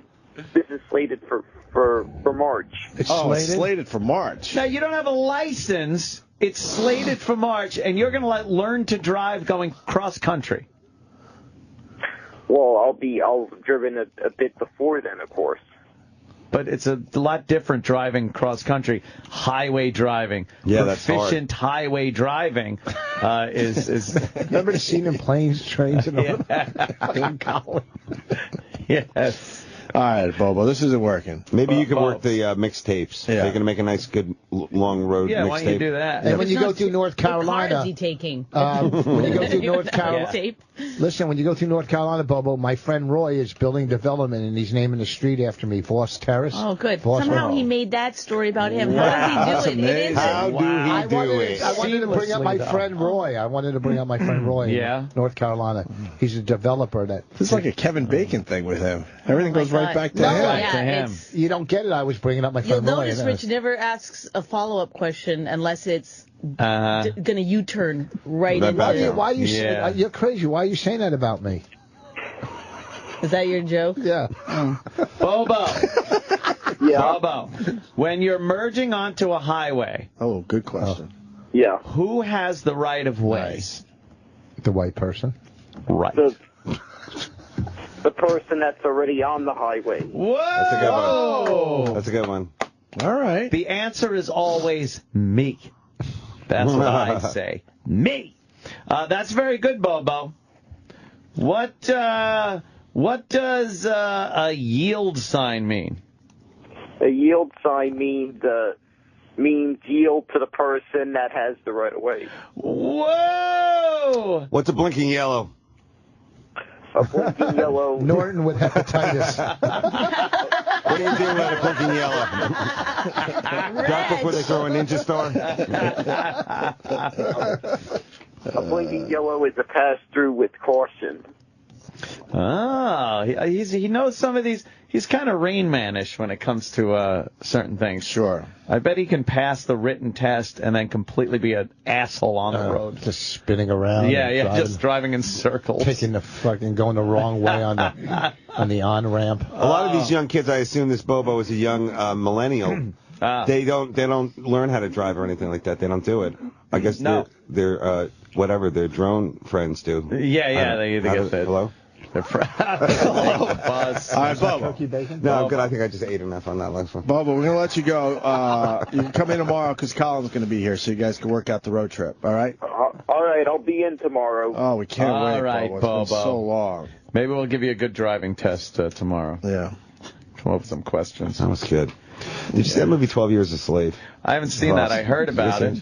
Yeah. A lot of people What's it about? trying to get me to see it to make me more tolerant. Exactly. Well, I don't know if I want to see it because it reminds me a lot of my Verizon plan. Hello? Boss, come on, let's work out some of our gems. That's very good. I did one earlier. You guys gave me nothing. You were the only one who gave me just a little baby bird help. You know.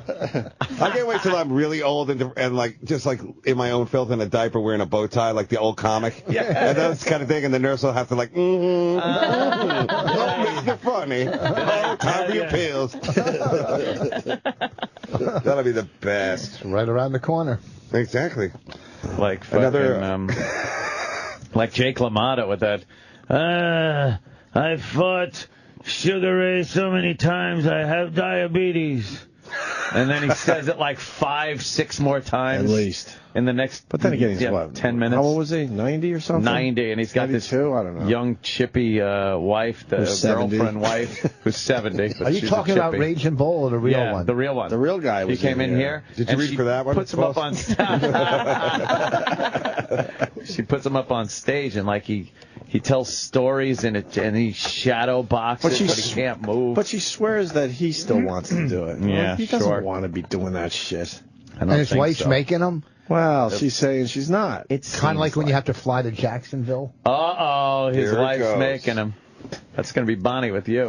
What are you talking about? What happened? What happened? She make I you don't go- like him at home. I try to get him to go on the road. Oh, do you make little, poor little kitty. Wait, what's going on, Voss? I don't You have to go to understand. Jacksonville? No, how old is your daughter now? Like how? I Like don't 10? know. 6. When will she be worked into the act, like the actual, like the 3 generation kind of thing? Oh yeah, no, she's working on her mic technique. It's just. I remember when we did the show and she came out and grabbed the mic. I thought that was adorable. It was great. Dave put her in his jacket and zipped her up. When she was a baby. She was a baby and she fell asleep in there. Yeah, like a That's little kangaroo in a junkyard. Like a little kangaroo in a junkyard. A legend. A roo.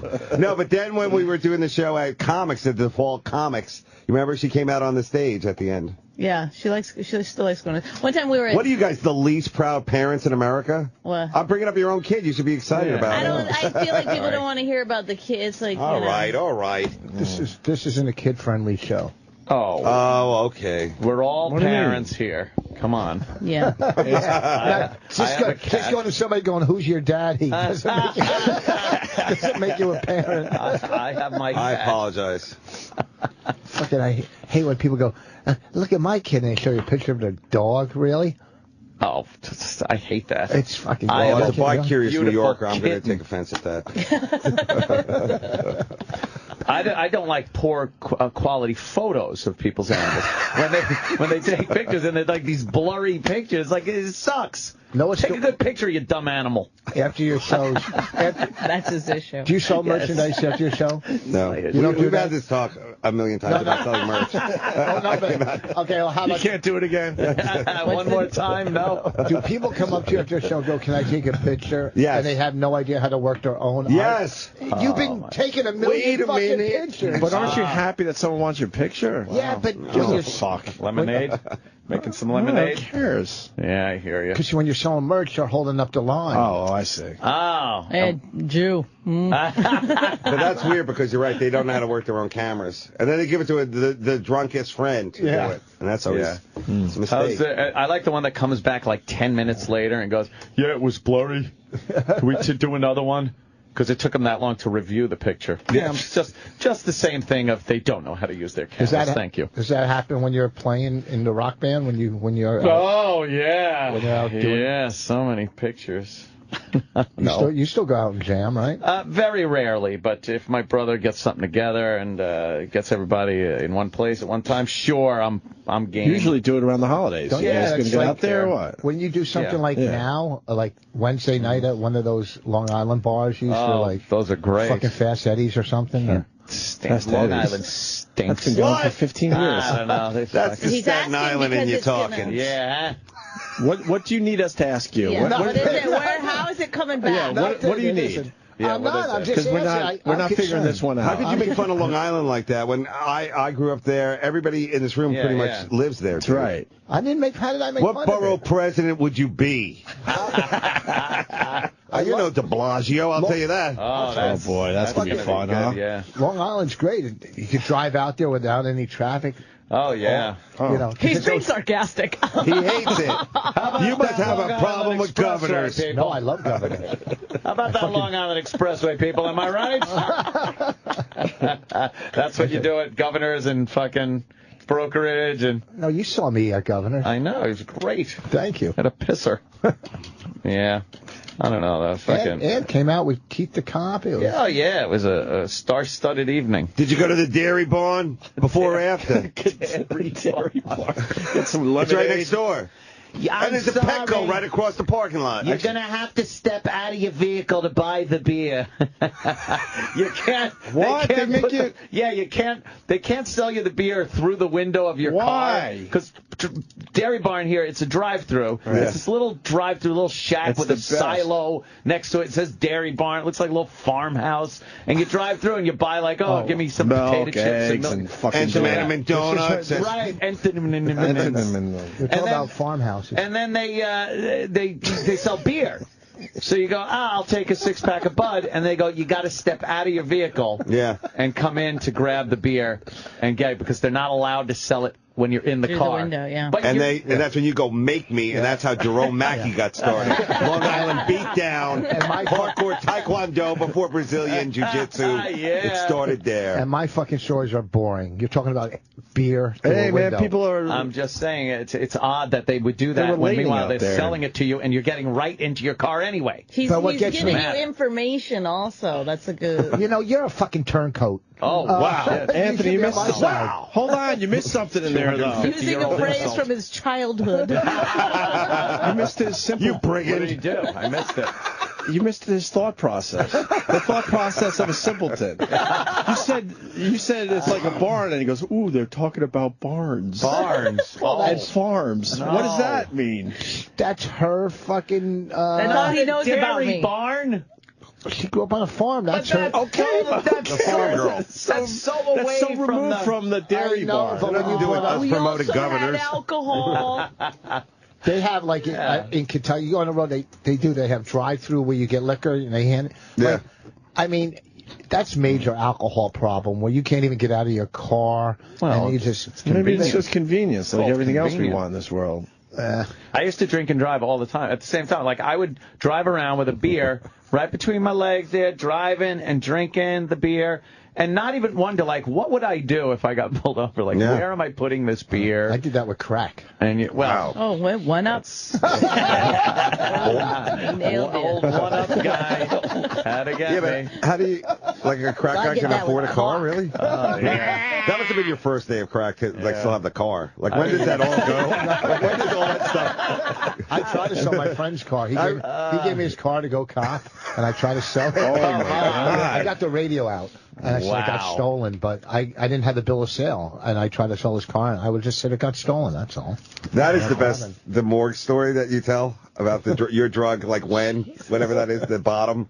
You know, like with the head and all that kind of thing. That is just great. Am I giving is that? I don't remember. There's the old bit you're talking about? Or? Yeah. I'm trying to promote you, dude. Yeah. You might have a crackhead. What's the story? I don't remember. I don't know. You're in the morgue, and this guy's, and you're like, do you remember this? Where you're like at the graveyard?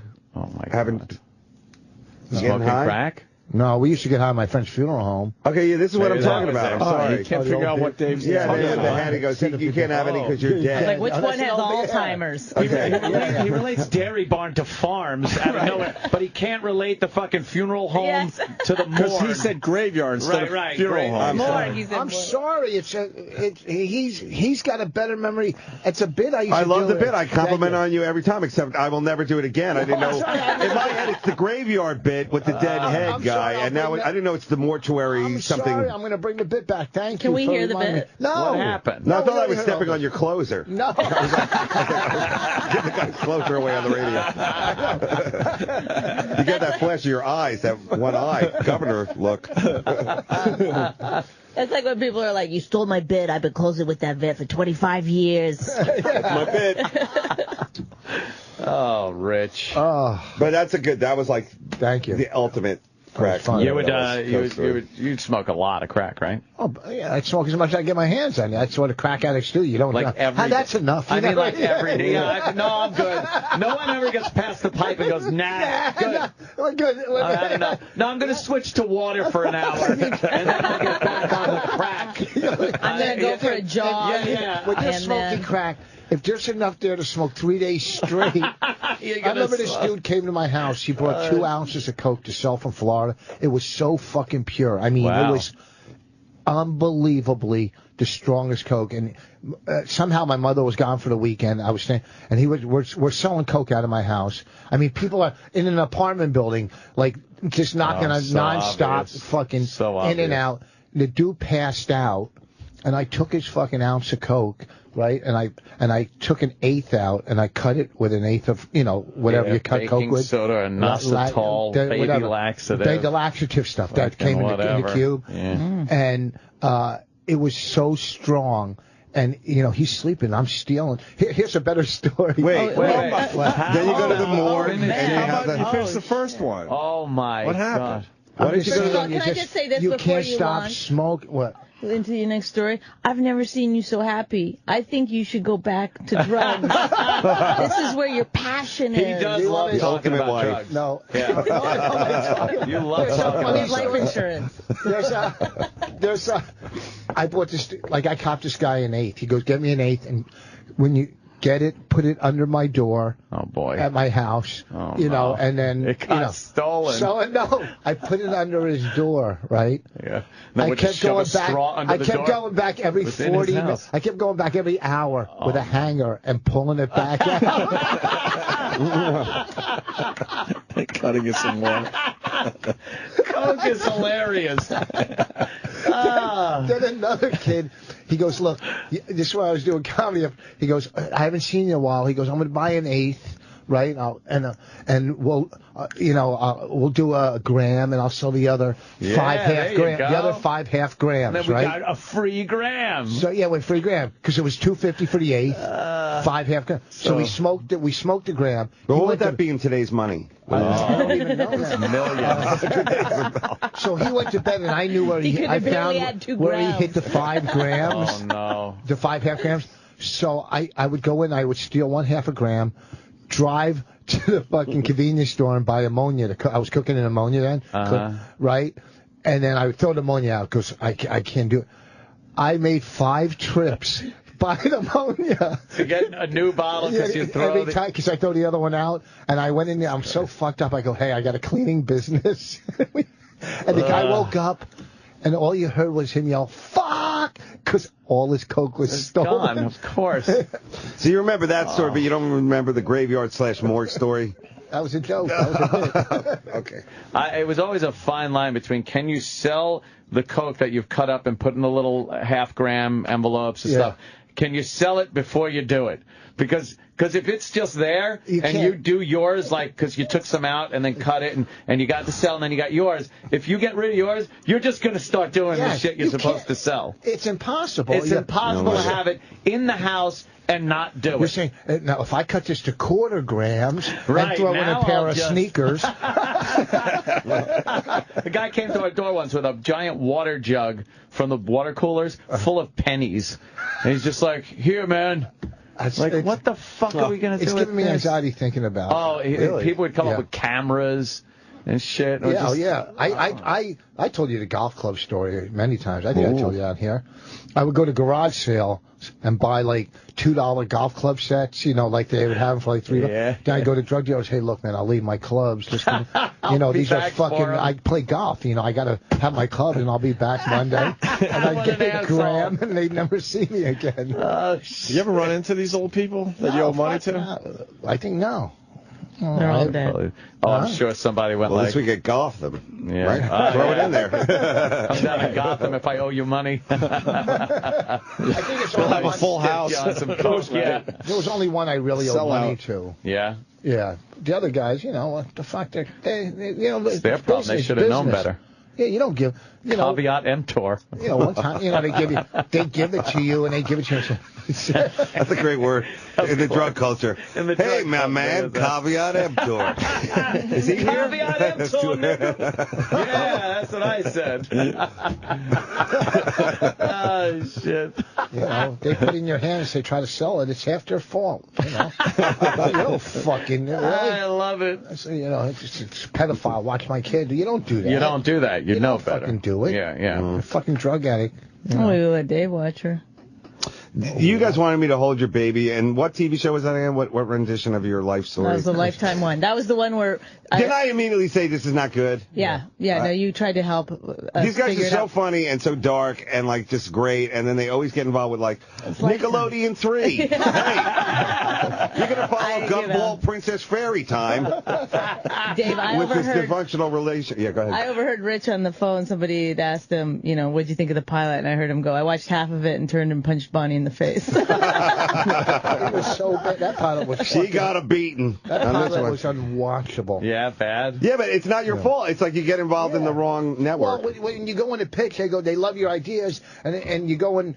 And then they have to switch everything around with their like when we did the one for Comedy Central, turned out great. It was a great pilot. I don't know why they didn't pick it, but this one was so fucking bad. Yeah. They bought it. They go, okay, we want it to look like it's your house, and they rented us a house instead of using, and moved all of our furniture into this fucking house. I think it's also the same where they shot The Wire. Yeah. That's the neighborhood they moved us into. They spent a lot of money on you guys. Did you burn it down? No, that's where I started thinking, though. Might have a challenge.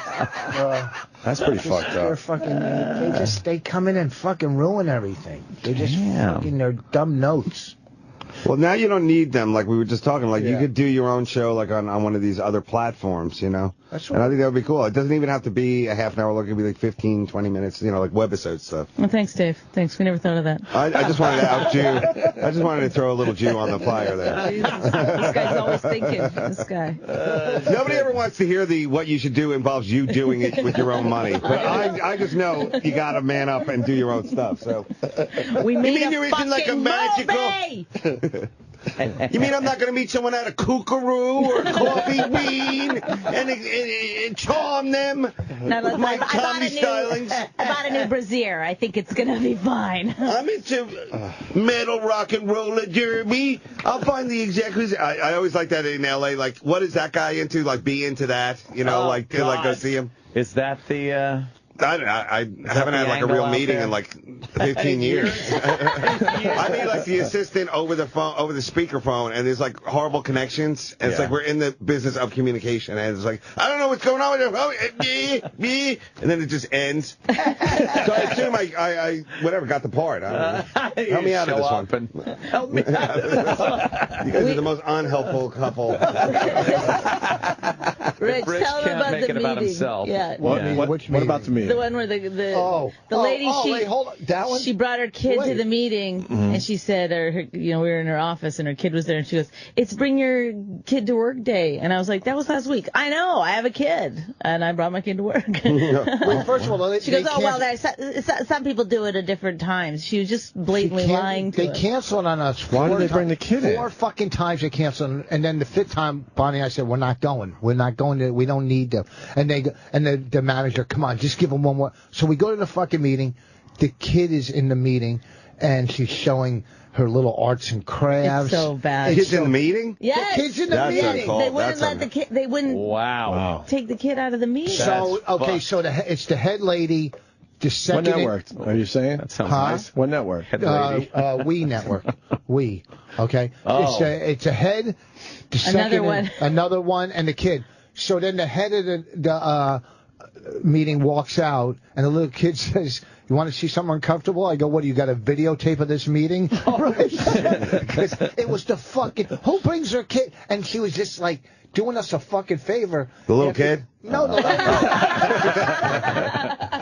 fucking brings her kid to a fucking meeting, expects us to... it's just That's horrible. It all of a sudden makes it unprofessional, and they're not taking you seriously. Yeah, they're not paying They attention. asked to see us. We never asked to see them. And How did that work out for you guys? Preemptive strike. We're here. They They fucking asked to see us. We never said, "Oh, let's go pitch to We Network." What is we? I've heard of it, but what is it? It's the Thinking Man's logo. It's the... It's It's the working man's... Is it the woman? Does W stand for women? Yes, it's the Women Network. Women Entertainment or something? Like Lifetime. What have you pitched for Oprah yet? Her own network. Yes, own. That would be probably the hardest meeting to get. That's got to be like a real, like... Oh, I bet. You have to be, whatever, like presidential kind of meeting. Well, what had to be hard was to get a show on Bravo when the head of the network was putting on his own shows. You know, we'd like to put you in, but there's another show going in that slot, my show. You know? Oh, yeah? Andy Cohen? Yeah, he was the head, and he gave himself... Yeah. I guess it would be hard not to get a He would show if put you're all the head his of the projects network. in. Like it's, He's right. Oh, really? But he bowed out now. He's not the head of the network anymore because... You trying to get in over He's there? working his way... No. We'd love to be on Bravo. You kidding me? All the fucking people that watch What about Bravo? TLC? We'd love to be on anything. Yeah? We'd go back to We. If the kid wasn't around. With the dumb kid. You would take that meeting again. Yeah, that. We'd just bring our kid to play with her kid has decided to pick you up. He's going to run with it. Yeah, that sounds like unprofessional. It sounds Well, horrible. what are you going to do? We get there. Then the second meeting we had that day was great because it was guys. You can't have a good meeting with all ladies in the meeting. Oh, damn. You ask her, she'll tell Bonnie, you. look out. I refuse. Misogynistic rich boss. Yeah. Starring in... No, when we're at home and you've got your hands around my neck up against the wall, yeah, I agree with you. Sexy. Sexy. Why are you... He just farted in her face. He got up and bent all the way over. Bent over, shoved his ass in her face. Sharded. That is No, so... she knows. There's some ladies that get it. get us. Yeah. There's some. What, fart But when you're humor? in a meeting when there's... Yeah, did he do that? A lot in the of women meeting? don't like that. Isn't that crazy? Shove his ass in the child's face and fart. You still do fart shit with your wife? We love it. Does she do it back? Love it. She does it all the time. I never do. Look, you can tell she's lying by the way she said I never do. I read an article. Give us one that she does. I'll be laying in bed and she'll come and, and, so far and hers are men. She has men farts. That's not good. She's a man. Funny. She's a man. Is that why you dress like a boy? To cover your man part. I think of Rich and I as buddies. Yeah. We're just Huck Finn and Tom Sawyer with different baby parts. We don't, Oh, boy. Back to the cream on the More tattoos. cream. Dave, you've missed this Is that all something morning. you've done in a meeting with execs? I just got to cream my prison And tat. women don't get it. But look how he caresses his own arm. It's creepy. Yeah, you Part really, of the you character's really do love allure yourself. is that he just keeps creaming his tattoos. It's hilarious. Oh, that sounds good. I like that. Are you running out of cream? About it? Huh? You running out of cream? I got cream everywhere, baby. That is really Look weird. how he works his own arm, though. You got to do it nice and gentle. You don't want to fucking... Why don't you get on one of these Tattoo Ink shows? Tattoo Actually, I got Nightmares? this one done. Where? On this one. Was it the Tattoo Ink people? America's Worst Tattoos. Oh, that's great. They played that show. How many times? Our my neighbors, God. we saw you on the tattoo show, and I was bamboozled to do it. Oh, or she was hate the bamboozle.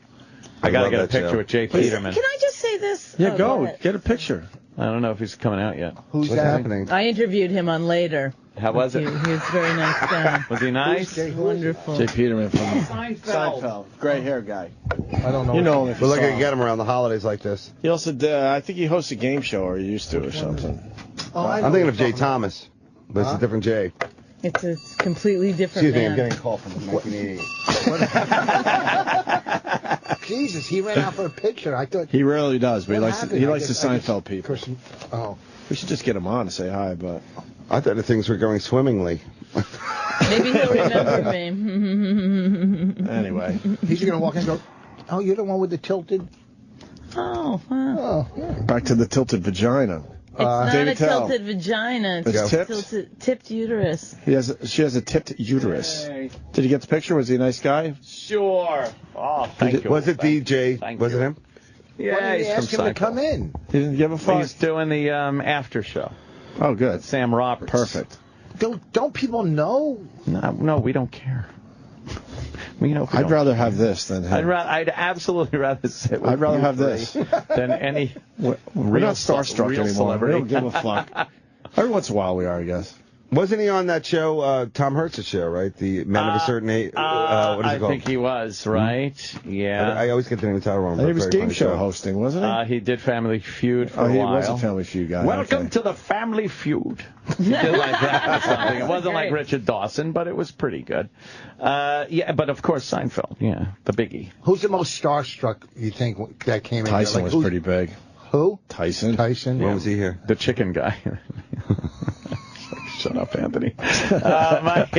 Mike Tyson was just in He's here. been in a four few times. He does it regularly now. He's been regularly. in a few times. Yeah. Who else starstruck us? I don't know.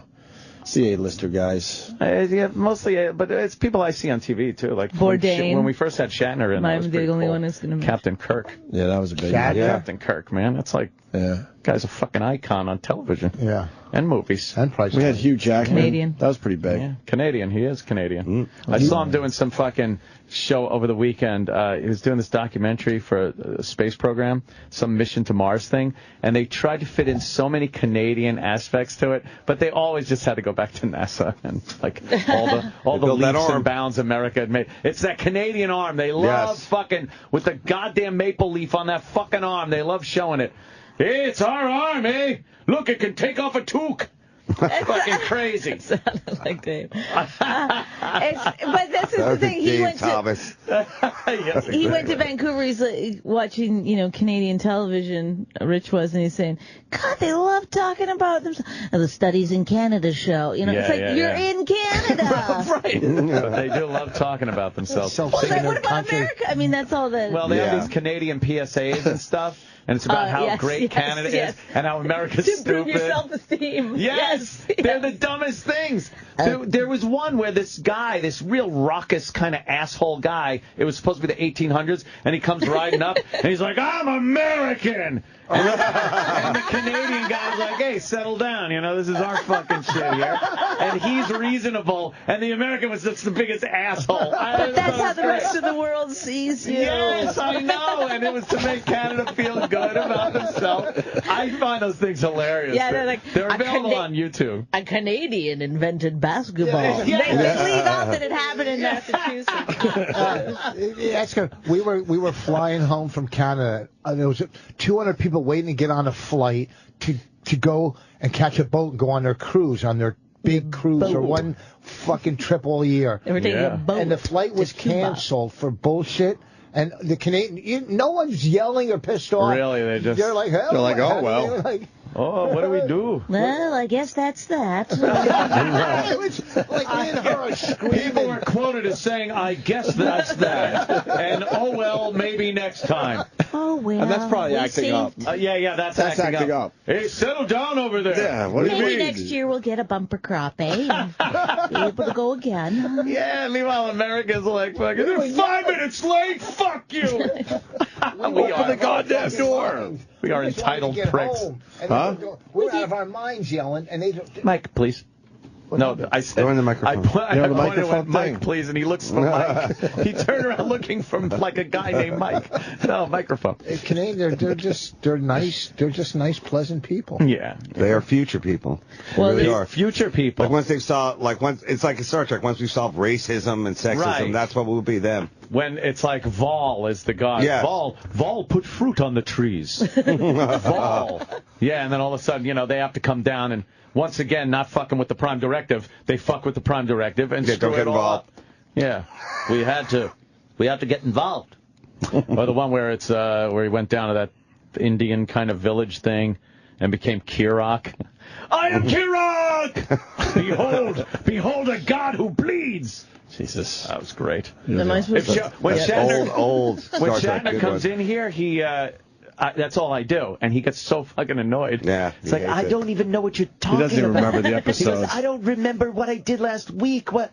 My favorite though is I did the Wrath of Khan, Death of Spock through the glass here, with him on the other side, and he was just annoyed. I was trying to get him to live long and prosper, and he hated it. You liked Star Trek? You liked it? I loved Star Trek growing up. You didn't one like of it? my favorites. Oh, horrible. I haven't seen one Star Wars. And you can tell Wars. because he calls it Star Trek. And then it's like Star Trek and Star Wars.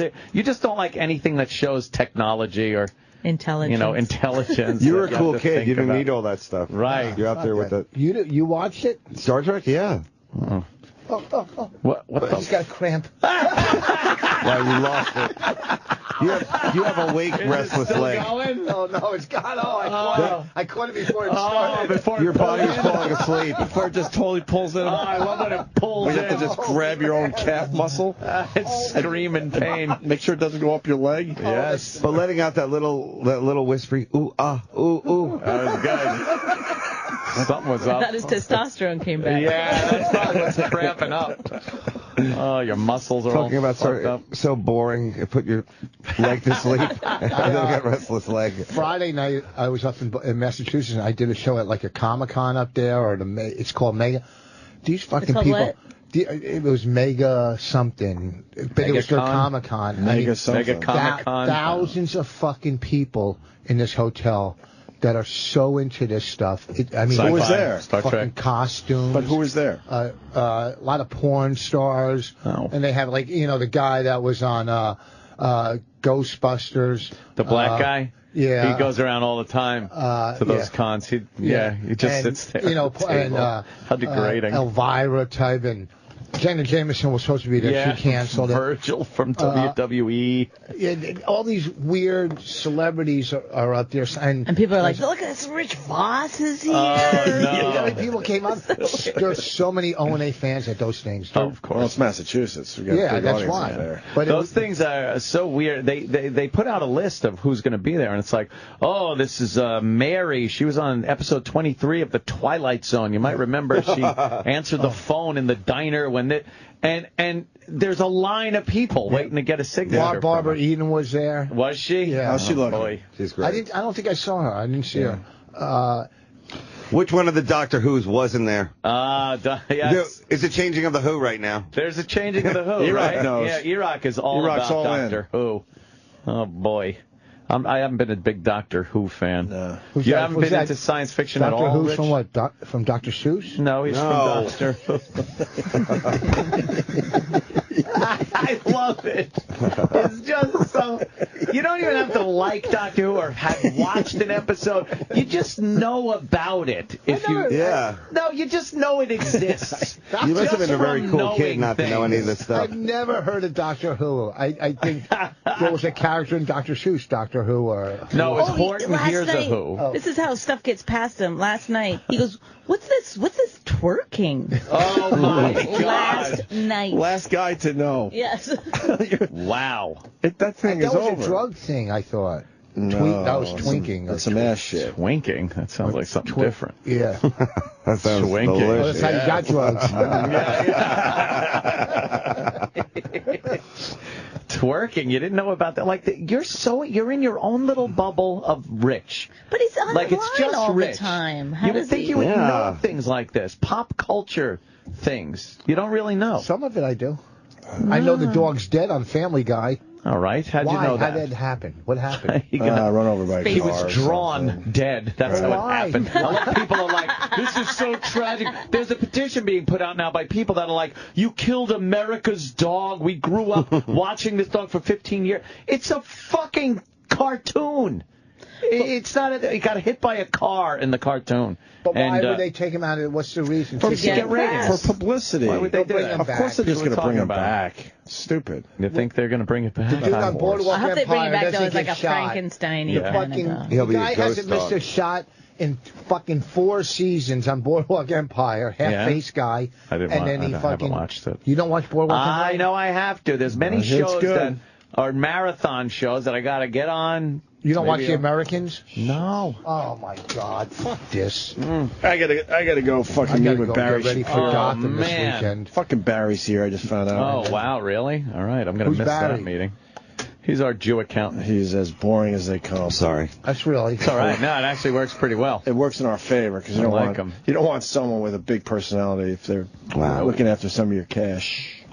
Hey, I just want to say thank you guys for having me in, especially around the holiday season. Makes me feel good. We like a man. always like spreading the joy of the O&A show for the holidays. Dave's got to It's a come nice in more. place to warm up a little Yes. You got to come in more. Dave Attell. Caroline's is. I don't want to come be a weekend. bother on anybody. Caroline's. Thanks for having me, guys. Bonnie, always a pleasure. You should be coming in more too. Bonnie, that's a cool look with Rich, the you glasses. come in enough. That's sexy. No, that sexies up the hat and the The sweatshirt. glasses sexy it up. Yeah, because it really adds the whole like just you don't. You're give like a hot fuck Snowden. thing. Yeah.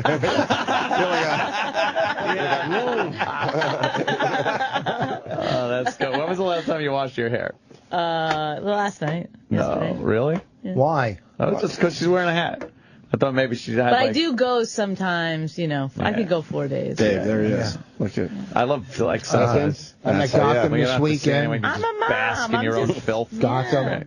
Yeah, we know, Rich. We were I'll going to be get at to you. Immortal Relax. Inc. in 2 weeks, and hi to my friend Roy in North Carolina, Who's naming By the way, Name the street after you. whining out "I'm a mom" isn't very sexy. I'm a mom. I know, and she does it like she's a Jew. Yeah. I know. That must have been osmosis. Thanks, guys. Voss, Yes. Gotham, Dave Attell, Caroline's, Bonnie. Thank you, guys. Nothing. Nothing. And of course the podcast, which I truly love. Thank you. My wife hates me on Riotcast. There better not be 3 of those. Thanks, everybody. Son of a bitch. I got. Oh my God. All right. I'll trade you live reads to go talk to that fucking dog. I know. It's up to you. No, You want to make a deal? I'll do the reads. I knew you would say that. Cue the music, E-Rock. Yes.